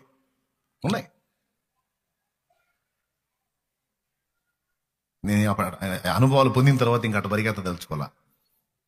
కొంచెం నిదానిస్తాను, దేవుడు కార్యం చేసేంత వరకు ఆగుతాను. అట్లాగా ఈ ఒక్క చోట లాజరు విషయంలోనే కాదు, చాలా చోట్ల ఆయన కొన్నిసార్లు స్పీడ్గా కదులుతాడు, కొన్నిసార్లు అసలు కదలని స్థితిలో ఉన్నట్టుగా ఉండిపోతాడు.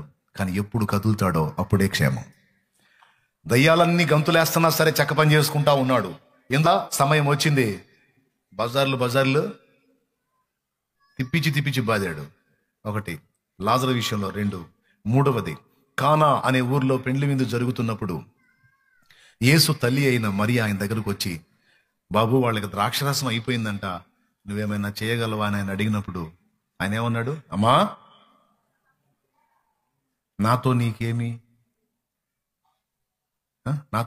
పని, నా సమయం ఇంకా రాలేదు అంటాడు. అప్పుడు ఆమె ఎంత తెలియగలదో చూడండి. సమయం ఇంకా రాలేదు అంటే కార్యం ఉందని ఆమె గుర్తించింది, అద్భుతం ఉంది ఇక్కడని గుర్తించింది. మంచి వివేకవంతురాలామె.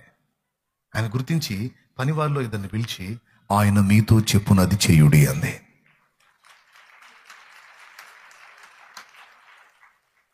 మీరు పోయి ఆయన అడగండి అని చెప్పలా, త్వర పెట్టండి అని చెప్పలా, ఆయన కదిలించండి అని చెప్పలా, ఆయన అడగండి అని చెప్పలా, హడావుడి చెయ్యండి అని చెప్పలా.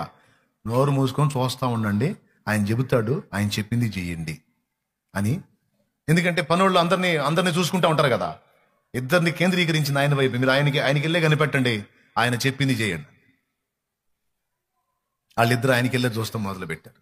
ఆ సమయం వచ్చింది, విందు ప్రధాని సమీపంలోకి వచ్చాడు. అప్పుడు చెప్పాడు పిలిచి, ఈ రాతి బాణంలో నీళ్లు నింపండి అన్నాడు. టపిమని పోయి అంచుల మట్టుకు నింపారు. ఈలోపు విందు ప్రధాని వచ్చాడు. అసలు మెయిన్ పాత్ర ఎవరున్నారో ఆ పెళ్లిలో ముఖ్య అతిథి అతను వచ్చాడు. వాస్తవానికి ద్రాక్షరసం అయిపోయింది. నీళ్ళు ఇస్తే అమర్యాద, అగౌరవం, ద్రాక్షరసమే ఇవ్వాలి. అప్పుడు ఆ నీళ్లు నింపబడినటువంటి రాతి బాణంలో నీళ్ళు నింపారు కదా, ఆ నీళ్లు ముంచుకొని తీసుకెళ్లి విందు ప్రధానికి ఎండి అన్నాడు. దేవునికి స్తోత్రం. ఏమండి, ఒకవేళ ప్రధాని రాకముందు అద్భుతం చేస్తే ఆ ద్రాక్షరసంతో ఉన్నోళ్ళు తాగేవాళ్ళే. మళ్ళీ విందు ప్రధాని దగ్గరికి తీసుకెళ్ళి అది ఇచ్చినప్పుడు, అతని చేతుల్లోకి అది వెళ్ళినప్పుడు మధురమైన ద్రాక్షరసంగా మారిపోయింది. అతను తాగి ఆ ఇంటి వారిని మెచ్చుకున్నాడు. జనులు ద్రాక్షరసం ఇచ్చే ఆతిథ్యం ఎలా ఉంటుందంటే, ముందు మంచిది ఇస్తారు, జనులు మత్తుగా ఉన్నప్పుడు జబ్బు రసం ఇస్తారు. మీరైతే ఇదివరకు అంటే ఇప్పటిదాకా మంచి రసమునే ఉంచారు, నిజంగా నన్ను ఎంత ప్రేమించారు, ఎంత గౌరవించారు, నా కోసం ఉట్టితే. అక్కడ అద్భుతం జరిగింది. అతనికి ఇచ్చింది నీళ్లు, కానీ ప్రభు చేసిన అద్భుతం ద్వారా అవి అయిన ద్రాక్షరసం. ఎప్పుడు కదిలాడు? మరియమ్మ అడిగినప్పుడా? కాదు, ఆయన సమయములో. దేవుని సమయమును కూడా గుర్తుపట్టాలి. కొంతమందికి కొన్ని విషయాల్లో తపన, ఎప్పుడయ్యా అమ్మాయి పెళ్ళి ఎప్పుడు, అబ్బాయి పెళ్ళి ఎప్పుడు, నాకు పిల్లలు ఎప్పుడు. మొన్న ఒక జంట వచ్చారు నా దగ్గరికి, పెళ్ళి 6 నెలలు, ఇంకా పిల్లలు పుట్టలేదు అనుకుంటూ వచ్చారు. వాళ్ళని ఏం చేయాలా? విచిత్రమైన కేసులన్నీ నాకే తగులుతుంటే నాకు అర్థం కాదు. దేవునికి స్తోత్రం కలుగును గాక. ఏమండి, ఇదే చెబుతుంది. దేవుని కాలమును ఎరుగుట అనేది కూడా ఒక కీలకమైన విషయం. ఈ మూడింటిని మీరు సాధన చేయండి, దేవునితో అనుబంధాన్ని ఏర్పరచుకోండి. ఆ అనుబంధం ఎలా స్థిరపడిద్ది అంటే ఆయన ఎరుగుట ద్వారా, ఆయన స్వరం ఎరుగుట ద్వారా, ఆయన కాలం ఎరుగుట ద్వారా అనుబంధం స్థిరపడుతుంది. కాబట్టి మీరు ఎక్కడున్నా, ఏ స్థితిలో ఉన్నా, ఏ ప్రదేశంలో ఉన్నా ఆయనతో అనుబంధాన్ని కొనసాగించండి. కృప మనందరికీ తోడై ఉండును గాక. లే, టైం అయిపోయింది, మీకేం కూర్చుంటారు, నేను మళ్ళీ 2వ కూటం చెప్పాలి.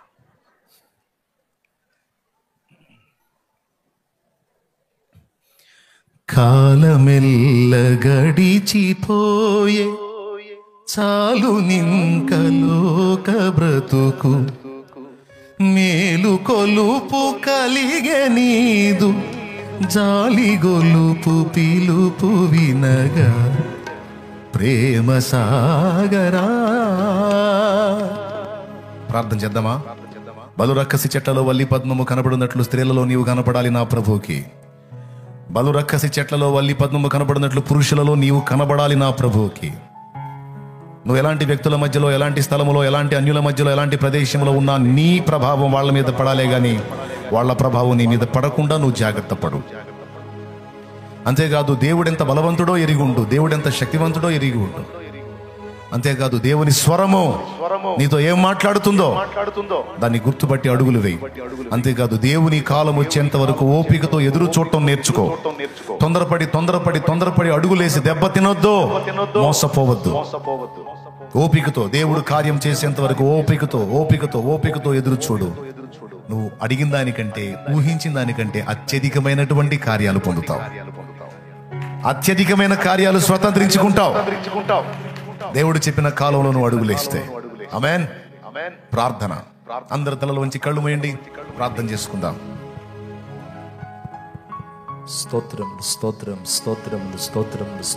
స్తోత్రములు తండ్రి. సర్వాధికారివైన దేవా, సర్వోన్నతుడా, నీకు వందనాలయ్యా. ఈ ఉదయకాల సమయంలో నీ దాసును నిలవబెట్టుకొని అద్భుతమైన రీతిలో ఒక్కొక్కరిని మీరు దర్శించినందుకొరకై మీకు స్తోత్రాలు నాయన. కడవరకు నీలో నమ్మకంగా నిలిచి ఉండడానికి ఒక సరి అయిన మార్గాన్ని మీరు మాకు చూపినందుకొరకై మీకు స్తోత్రాలు నాయన. ఈ మాటలు విన్న ప్రతి ఒక్కరూ తండ్రి నీతో అంటుకట్టబడడానికి సహాయం దయచేయండి. ఎవరికి వారు వ్యక్తిగతంగా నాయన నీతో ఏకాంత ప్రార్థనలో, వాక్య ధ్యాన అనుభవాలతో నీతో ఏకమై ఉండడానికి సహాయం దయచేయండి నాయన. ఆనాడు నా తండ్రి నీవున్న రోజుల్లో అపోస్తలులు ఏ విధంగా అయితే తండ్రితో అంటుకట్టబడ్డారో ఆ విధంగా ఇక్కడున్న ప్రతి ఒక్కరు, ఈ మాటలు విన్న ప్రతి ఒక్కరు ఏ స్థలంలో ఉన్నా, ఏ ప్రాంతానికి వెళ్ళినా వారున్న స్థలాల్లో నీతో ఏకాంతంగా గడుపుతూ నీతో అంటుకట్టబడి జీవించడానికి సహాయం దయచేయి. వ్యక్తిగతంగా నీతో సహవాసం చేసే అనుభవాలు మాకు మా అందరికీ మీరు దయచేయండి తండ్రి. నీకు స్తోత్రాలయ్యా. అలాగనే నాయన నీ మాటను గుర్తుపట్టే ఆ చెవులు మాకు దయచేయండి నా తండ్రి. అడుగడుగున ప్రతి క్షణం, ప్రతి విషయంలో నాయన నువ్వు ఏం చెప్తున్నావు, ఏం మాట్లాడుతున్నావు దాన్ని గుర్తుపట్టి ఆ విధంగా అడుగులు వేసే కృప మా అందరికీ దయచేయండి తండ్రి. అలాగనే మా జీవితాల్లో నీ సమయాలను గుర్తుపట్టి నీ చిత్తానుసారంగా కదలడానికి మా అందరికీ కృప దయచేయండి తండ్రి. విన్న మాటలు మా హృదయాల్లో నీరు కట్టి ఫలింపు చేయండి తండ్రి.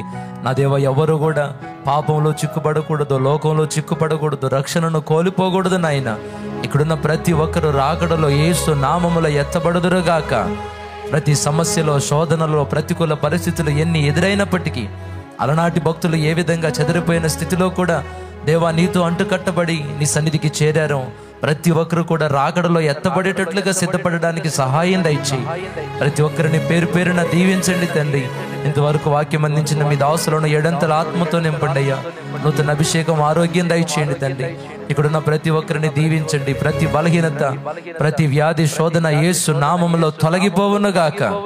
రక్షణ లేని వారు పాపాలు కడగబడి నిమిత్తం బాప్తిస్మం పొందడానికి సిద్ధపడి నెలలో బాప్తిస్మం పొందేటట్లుగా సాలు కృతజ్ఞతలు చెల్లిస్తూ యేసు నామములో అడిగి ప్రార్థించి వేడుకుంటున్నాం తండ్రి.